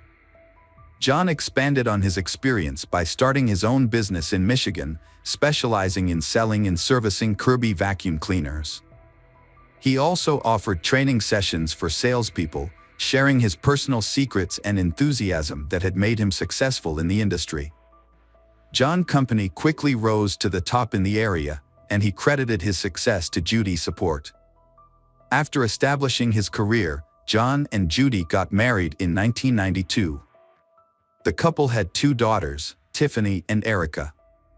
As John's business continued to thrive, they relocated to better homes, providing their children with access to excellent schools, luxury cars, and regular vacations. Initially, John had a very good relationship with Judy's stepchildren, Christina and Daniel. Christina was a sweet girl, while Daniel was more energetic and mischievous. The family enjoyed a comfortable life, thanks to John's growing wealth. He openly showcased his success to motivate the young salespeople he trained, demonstrating the potential rewards of hard work and determination. However, as Judy's children entered their teenage years, problems arose. Christina associated with a group of friends who had unhealthy habits, and as a result she started drinking with them. According to some reports, Christina has also used drugs. Meanwhile, Daniel, 13, often appears angry and doesn't seem to fit in with his friends. On one occasion, Daniel took John's car and recklessly drove around the neighborhood with friends, damaging several mailbox posts. The next day, John visited each affected house, compensating the homeowners for the damage, to prevent them from filing a police report about the boys' actions. Around this time, John was also summoned to Daniel's school that the boy had misbehaved and they needed to discuss the issue. John and Judy's relationship became strained after he got into a physical altercation with Daniel. After 9 years together, Judy took her family to Texas to visit her childhood home and meet her brother. During the trip, Judy confided in her brother about her troubled marriage and John's mistreatment of her children. However, the situation was more complex. Judy's older children were misbehaving, and she took their side, which added to the tension. Things escalated when John suspected Judy of having an affair with one of his employees. John installed cameras in the office to gather evidence. When he obtained proof of Judy's infidelity, his life was turned upside down, and his demeanor changed drastically. He began to drink heavily, which led to intense arguments with Judy and rough treatment of their children. One incident involved his daughter Tiffany, who was beaten with a belt for not bringing her homework to school. When her teacher noticed the marks the next day, she reported it to social services. Before they arrived, John warned the 4 kids that if they wanted to maintain their luxurious lifestyle, they should say nothing about the beating. Consequently, Tiffany blamed her stepbrother Daniel. John's bad mood not only affected his family but also his employees and clients, who suffered from his outbursts of rage. To keep Judy away from her lover, John moved the family to an exclusive area in Crown Point, Indiana. Despite his hopes for a fresh start, things did not improve. Judy started to improve her appearance by losing weight and changing her look, while John let himself go, growing his beard, smoking, and wearing only jeans. He became increasingly distracted. The business struggled due to John's condition, nearly going bankrupt and forcing him to sell his boat to stay afloat. Office rumors swirled about Judy's alleged affair with Jeff, John's right-hand man, fueling more arguments. At one point, Judy told John she wanted a divorce, but it wouldn't be straightforward. John felt he had given Judy everything, rescuing her from poverty, accepting her children, and showering her with luxuries. When love turns to resentment, he began cutting off Judy's financial sources. John made it clear that if she left, she would leave with nothing, and he had a secret recording of her infidelity with the office employee. This was the situation at the start of 2003. The tension between John and Judy affected the children, whose behavior worsened. Even Tiffany was grounded during the holidays for starting a fire on school grounds with a friend. The arguments finally ended on Thursday, April 17, 2013, when John and Judy went out to dinner. They were likely looking for a way to resolve issues and reduce the tension between them. After dinner, the couple called home to check on their kids and told them they would be back soon. Then, Christina asked them to stop by the office because she had left a school notebook there. As John and Judy left the restaurant, John decided to bring the leftover dinner to Jeff, who was supposedly working late at the office. John and Judy arrived at the office, located in a deserted industrial area. Just before 10 p.m. John went inside to talk to Jeff, while Judy picked up Christina's notebook and returned to the car. A few minutes later, John came out of the office and opened the rear door on the driver's side of the car to look for something. Suddenly, 2 loud bangs were heard, and John collapsed on the ground. Judy and Jeff immediately called 911. Police and medical units arrived at the scene within minutes. Unfortunately, John, 33 years old, had been shot in the back of the head and was pronounced dead at the scene. When questioned by the police, Judy, who was inside the car when the incident happened, was unable to provide much information.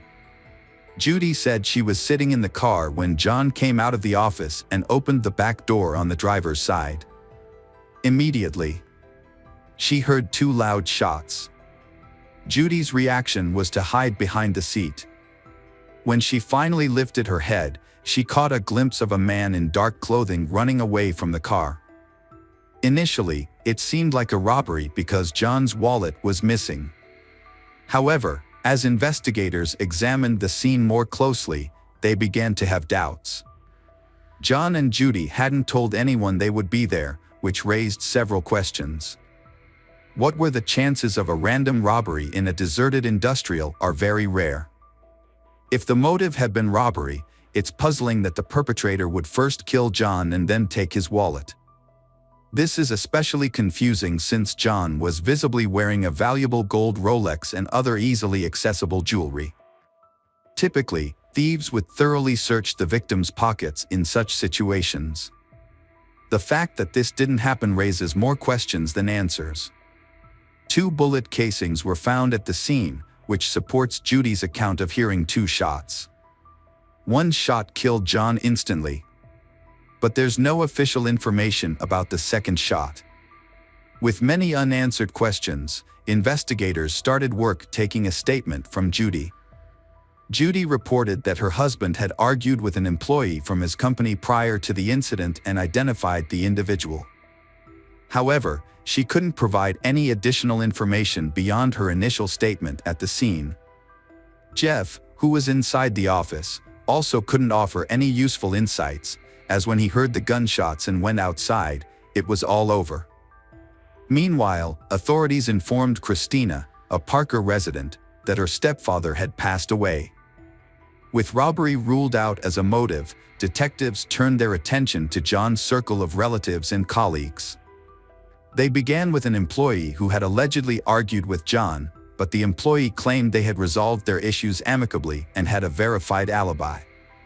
The investigation expanded, include John's business partners, employees, competitors, friends, and family.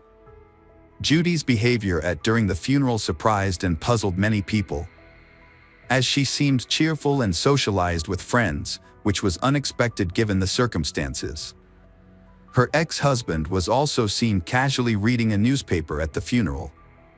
For days after the murder, police brought in 15-year-old Daniel for questioning because he was accused of hiring gang members to kill his stepfather, John. When questioned, Daniel admitted to paying someone to hurt John, but claimed he only wanted him injured, not killed. The police arrested one of the young men that Daniel had hired, but they were released after their alibi checked out. Daniel was also released after 9 days due to lack of evidence and his status as a minor. Later, it was discovered that John had problems with Judy's children, which led to further investigation into Daniel and raised suspicions about Judy's 17-year-old daughter, Christina. When questioned, Christina denied any involvement, and this lead also went nowhere.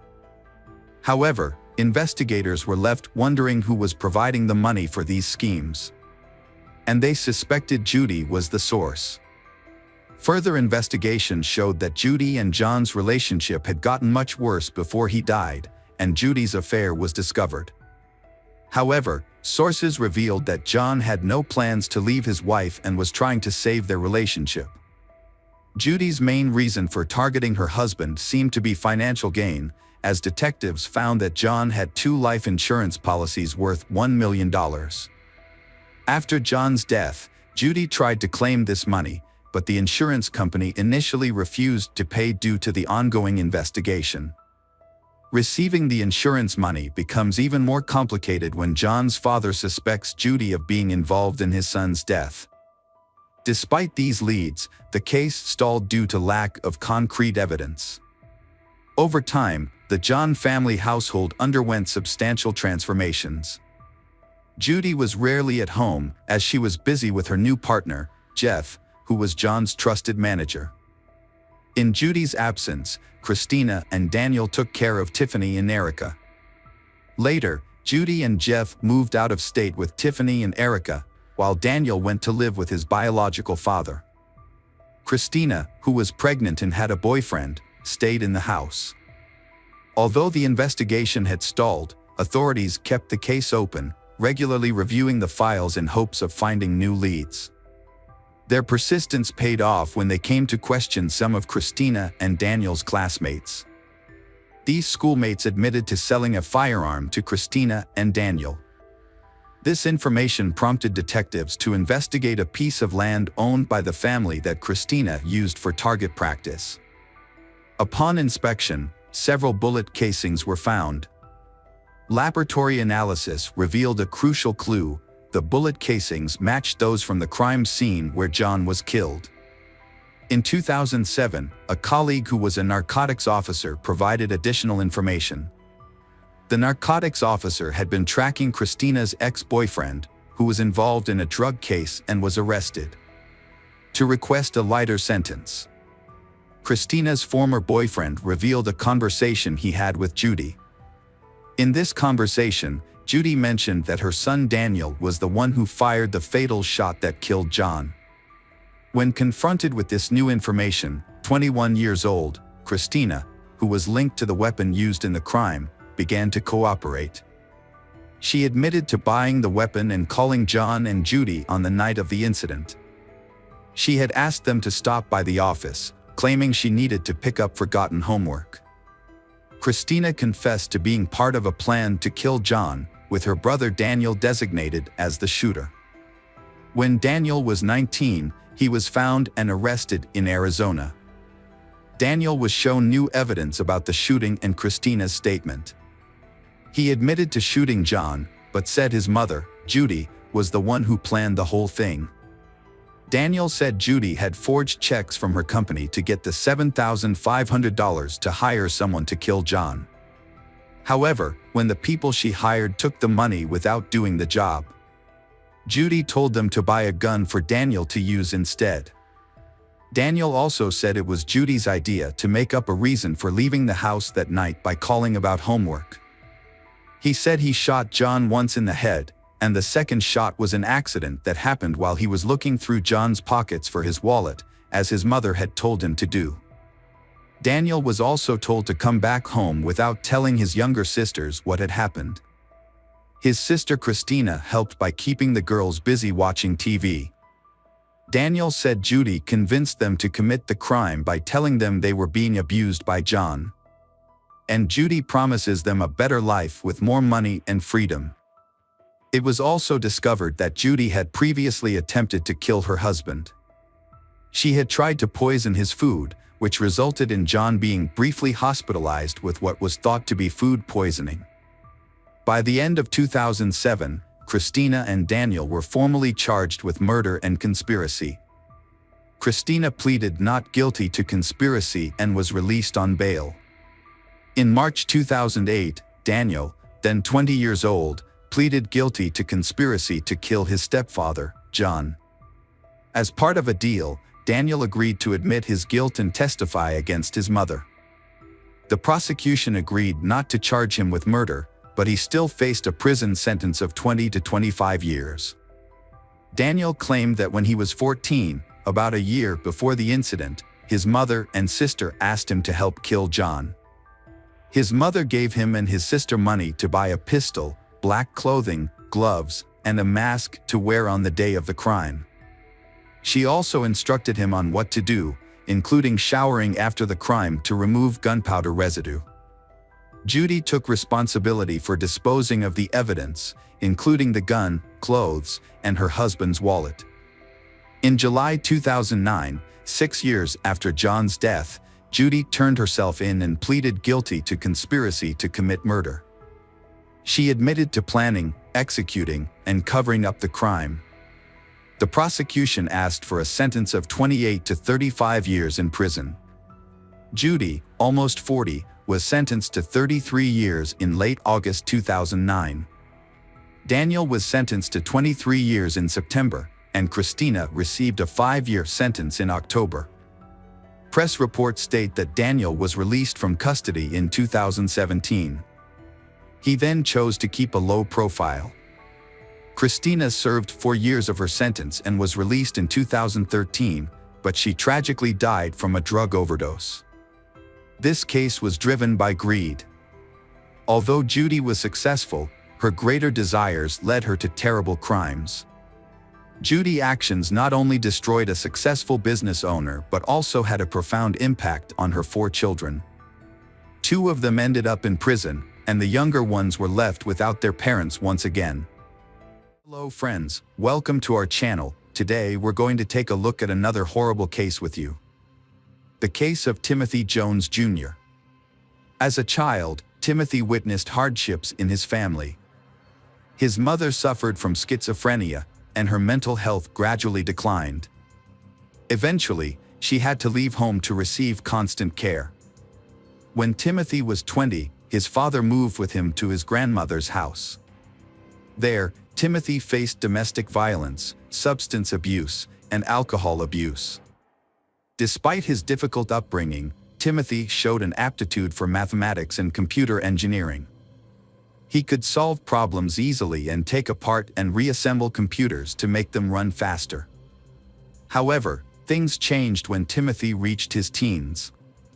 At age 10, he began hearing voices in his head. By middle school, he was using drugs and drinking excessively. At age 15, he suffered a traumatic brain injury in a car accident that affected the frontal lobe of his brain, the area that controls impulses and is associated with mental illness. After the accident, Timothy exhibited unusual behavior and was very irritable. He felt jealous of his father and believed that anyone who had a relationship with him was causing his father to neglect him. Over time, Timothy believed that his father did not love him and feared being abandoned. Although his intelligence developed, his emotional development was affected, causing him to have a childlike mentality and lack of empathy. After graduating from high school, Timothy Jones Jr. dreamed of joining the United States Navy. His intelligence helped him to study there, but he lacked athletic ability and discipline. He lasted only a few weeks of training and often cried out of frustration. He had difficulty keeping up with the rigorous requirements, which led to depression and a drug test that revealed substance abuse, resulting in his expulsion. In 2000, Timothy began associating with people involved in bad activities. Police found him in possession of illegal narcotics and writing checks in his father's name. The police forced Timothy's father to control his son or face arrest himself. In 2001, Timothy Jones Jr. was sent to a work camp in an Illinois state prison for a year. When he was released, he seemed to have changed, with religion becoming the main driving force in his life. Timothy met Amber while they were both working at an amusement park in Chicago. After a while, in 2004, he invited her to his church. Within weeks, they decided to marry, in keeping with the church's expectation of immediate marriage. Amber was 19 and Timothy was 22. However, Amber soon learned about the strictness of the church. Women were not allowed to cut their hair, wear pants, wear makeup, or wear jewelry. Additionally, Timothy believed that women should submit to their husbands and bear children. Timothy was very religious and devoted to the church. Although many advised him not to take the Bible literally, he persisted. They soon had 3 children, Mara, Elias, and Nathan, each born a year apart. As their family grew, they moved to Mississippi. There, Timothy graduated with highest honors from State University, earning a degree in computer science and engineering. Timothy Jones Jr. was building a family while working multiple jobs, and his family was extremely proud of him. With a promising future, Tim was truly a talented man, and everything seemed to be going well for him. He had secured a job at Intel as a computer chip manufacturer, which his wife, Amber, saw as an opportunity for a better life. After living in student housing in Mississippi, they dreamed of a larger home to raise their 3 children and even considered hiring a nanny. However, things did not go as planned. Timothy bought an old mobile home on a dirt road in Red Bank because he dreamed of living on a farm. He purchased animals to raise, and Amber stayed home to care for them. By 2012, they had 2 more children, and problems began to arise. Timothy wanted Amber to homeschool the children, even though she only had a high school education. Amber felt lonely and isolated, with no family nearby and Timothy's family far away. She felt inferior to her intelligent and educated husband. The tension in Timothy and Amber's marriage increased when Timothy accused Amber of having an affair with a neighbor. Their marriage began to fall apart, and they started to consider divorce. Timothy did not want Amber involved in the children's lives, so he sought the help of a therapist and asked his divorce attorney to declare that he was capable of raising the children alone. Amber, without a lawyer and unsure of what to do, decided that it was best for the children to stay with their father. She felt she had nothing to provide for the children, as she had no job or education.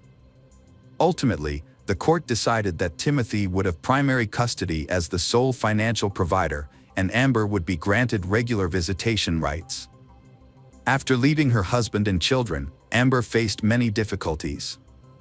Meanwhile, Timothy began to lose control and suffer from his failed marriage. He started using drugs and alcohol again and struggled with the voices in his head. He became easily angered over small things. Amber recounted that Timothy once beat her in front of the children until she passed out. Unable to manage work and family, Timothy hired a nanny service to care for the children. The first 2 nannies found Timothy's house very clean and noted that he was dedicated and attentive to the children, but their attitudes changed when they learned about Timothy's condition. On the 3rd occasion, Timothy hired Crystal, a 17-year-old nanny who had a young daughter. Timothy gradually developed feelings for Crystal, and she soon became his lover. Timothy began to pressure Crystal to follow his religious customs, including wearing long dresses, growing her hair long, and being submissive to him. However, when Crystal refused, their relationship deteriorated. Crystal later spoke of how Timothy was too harsh with his children. He forced them to stand on their toes for hours, believing it was good for their weak bodies. Crystal eventually left after witnessing Timothy trying to hit her young daughter. After Crystal left, Timothy hired another nanny. The new nanny noticed a major change in Timothy's home. Once clean, the house was now littered with trash and dirty clothes, and there were even cockroaches. Over time, Timothy became increasingly violent and punished his children daily. He imposed a restricted diet, feeding them only oatmeal throughout the day and limiting them to 1 meal. In August 2014, the nanny contacted South Carolina Social Services to report conditions at Timothy's home. She described the lack of food and physical abuse the children were subjected to.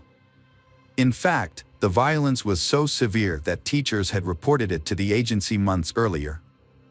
The agency had previously required Timothy to sign a non-abuse pledge, but the children came to school with bruises and provided evidence linking them to the violence. On the afternoon of August 28, 2014, Timothy picked up the children. At the time, he was very angry about an electrical problem in the house. Timothy took his anger out on his 6-year-old son, Nathan, and repeatedly made Nathan bend down to pick up sand as punishment. Every time Nathan slowed down, Timothy hit him with a belt. While Nathan was being punished, Amber, Timothy's ex-wife, called to talk to the children. She made several calls until Timothy answered at 7:10. During the conversation, Nathan told his mother about the punishment for breaking the outlet, claiming it was an accident. Timothy angrily hung up, telling Amber to stop defending him. After hours of torture, Nathan was exhausted, dehydrated, and begged for it to stop. He passed out, ending it all. Timothy took Nathan to bed and left him without giving him water or help. Call records show that Amber called 8 more times after that. Around 1 a.m., Timothy took his 8-year-old daughter, Mara, to a convenience store to buy 10 packs of cigarettes. When he got home, he strangled Mara. Timothy then went to his 7-year-old son, Elias, and did the same thing. He then unbuckled his belt and strangled Gabriel, 2, and Elaine, 1, until they stopped breathing. When the children did not move, he took a blanket, wrapped each one in it, and placed them in the back seat of the car and drove away. The disappearance of Timothy and his children was reported to the police. The police searched everywhere for Timothy. Fortunately, a police officer stopped his car. As the police approached the car, they immediately detected a foul odor inside. They also noticed that the carpet appeared to have been recently cleaned with bleach. The sheriff asked the driver, Timothy, for identification and license plate number and observed that Timothy appeared to be under the influence of drugs. After checking Timothy's information, the police discovered that he was wanted in South Carolina for a child welfare issue. When asked about the whereabouts of his children, Timothy initially said he had no children, but later mentioned that he had 3 children living in South Carolina. The officers asked for Timothy's relatives' phone numbers to verify the children's safety. After making the call, they immediately arrested Timothy. As Timothy was placed in a patrol car, he became emotional and began telling officers what he had done to his children. He confessed to killing his 3 children for ulterior motives. Timothy explained that he felt very sad and angry when he saw one of his sons playing with an electrical outlet, so he strangled his son until he lost consciousness. Timothy did the same to his other son and his older daughter. He strangled his daughter until she turned blue. In another account, Timothy claimed that his son was trying to hurt him when he saw him playing with an electrical outlet, which prompted him to kill him. In one recording, investigators heard a discussion about Timothy Jones Jr. subjecting his 6-year-old son, Nathan, to hours of punishment. This was because Nathan had accidentally turned off an electrical outlet in the living room. Timothy said he put Nathan to bed afterwards, but when he checked on him, he found him dead. When asked why he did this, Timothy said he heard voices in his head and believed his children were plotting against him. He also thought his children would be happier if they went to heaven. So he decided to kill all of them. After killing his children, Timothy traveled throughout the Southeast with the bodies of his 5 children covered in blankets in his car. He eventually dumped them in a remote wooded area in Alabama. In a second statement, Timothy said Nathan's punishment had gotten out of hand. When he went to Nathan's room, he found him dead. Not knowing what to do, Timothy decided to end the lives of all his children. After an autopsy, pathologists were unable to determine a definitive cause of death. However, they theorized that Nathan may have been too weak from the excessive punishment Timothy had imposed on him, making it easier to kill Nathan. Investigators questioned Timothy's actions, particularly why he did not call 911 immediately after the incident. Instead, he attempted to conceal and dispose of his children. Timothy later led investigators to where he had dumped the children's bodies that same day. The remains of the 5 children were found on September 10th. On September 11th, evidence from Timothy's car was collected and turned over to South Carolina authorities.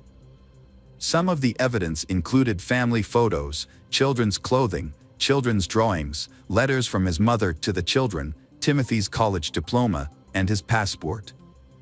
Notably, Timothy Jones Jr.'s handwritten notes included a list of actions related to the disposal of the bodies, such as moving the bodies, grinding the bones into powder or small pieces, burning the bodies, and preparing necessary items such as camping equipment, gas, and muriatic acid. On September 13, 2014, Jones was admitted to a correctional institution and placed in a special cell separate from the general population. Since then, he has been evaluated by mental health experts, including psychiatrists, clinical psychologists, and forensic specialists. Opinions among these professionals varied. Some diagnosed him with schizophrenia, bipolar disorder, schizoaffective disorder, or a personality disorder. They suggested his mental state during the crime might have been worsened by drug use and a traumatic brain injury he sustained at age 15, which could have contributed to underlying psychosis. These theories were presented to the jury during his trial. Conversely, other specialists argued that Timothy was mentally competent and that his attempts to hide evidence, including his children, showed he knew his actions were morally and legally wrong. His internet search history indicated he understood what he was doing and how to do it. The prosecution argued that Timothy succumbed to the pressures of a failing marriage and the challenges of raising 5 young children. According to his statements, the catalyst for his actions was his wife's alleged infidelity with their neighbor, who is now her husband. She testified that she did not commit adultery and that her relationship with the neighbor began only after her divorce. The trial occurred in late May 2019, featuring weeks of intense testimonies and evidence against Timothy. The crime is considered one of the most horrific murders in South Carolina's history. Mara's last words to her father were, "Daddy, I love you." When police searched the house, they found Naten's favorite Toy Story toy broken into pieces. Naten appeared to have been the most severely punished. Nevertheless, all testimonies agreed on one thing: the children loved their father. On June 13, 2019, after 2 hours of deliberation, Timothy Jones Jr. was sentenced to death. He is currently in solitary confinement at a correctional institution, wearing a green jumpsuit that identifies him as a death row inmate. This tragic case ended the lives of innocent children because of marital issues, with both the father and mother making irreversible mistakes.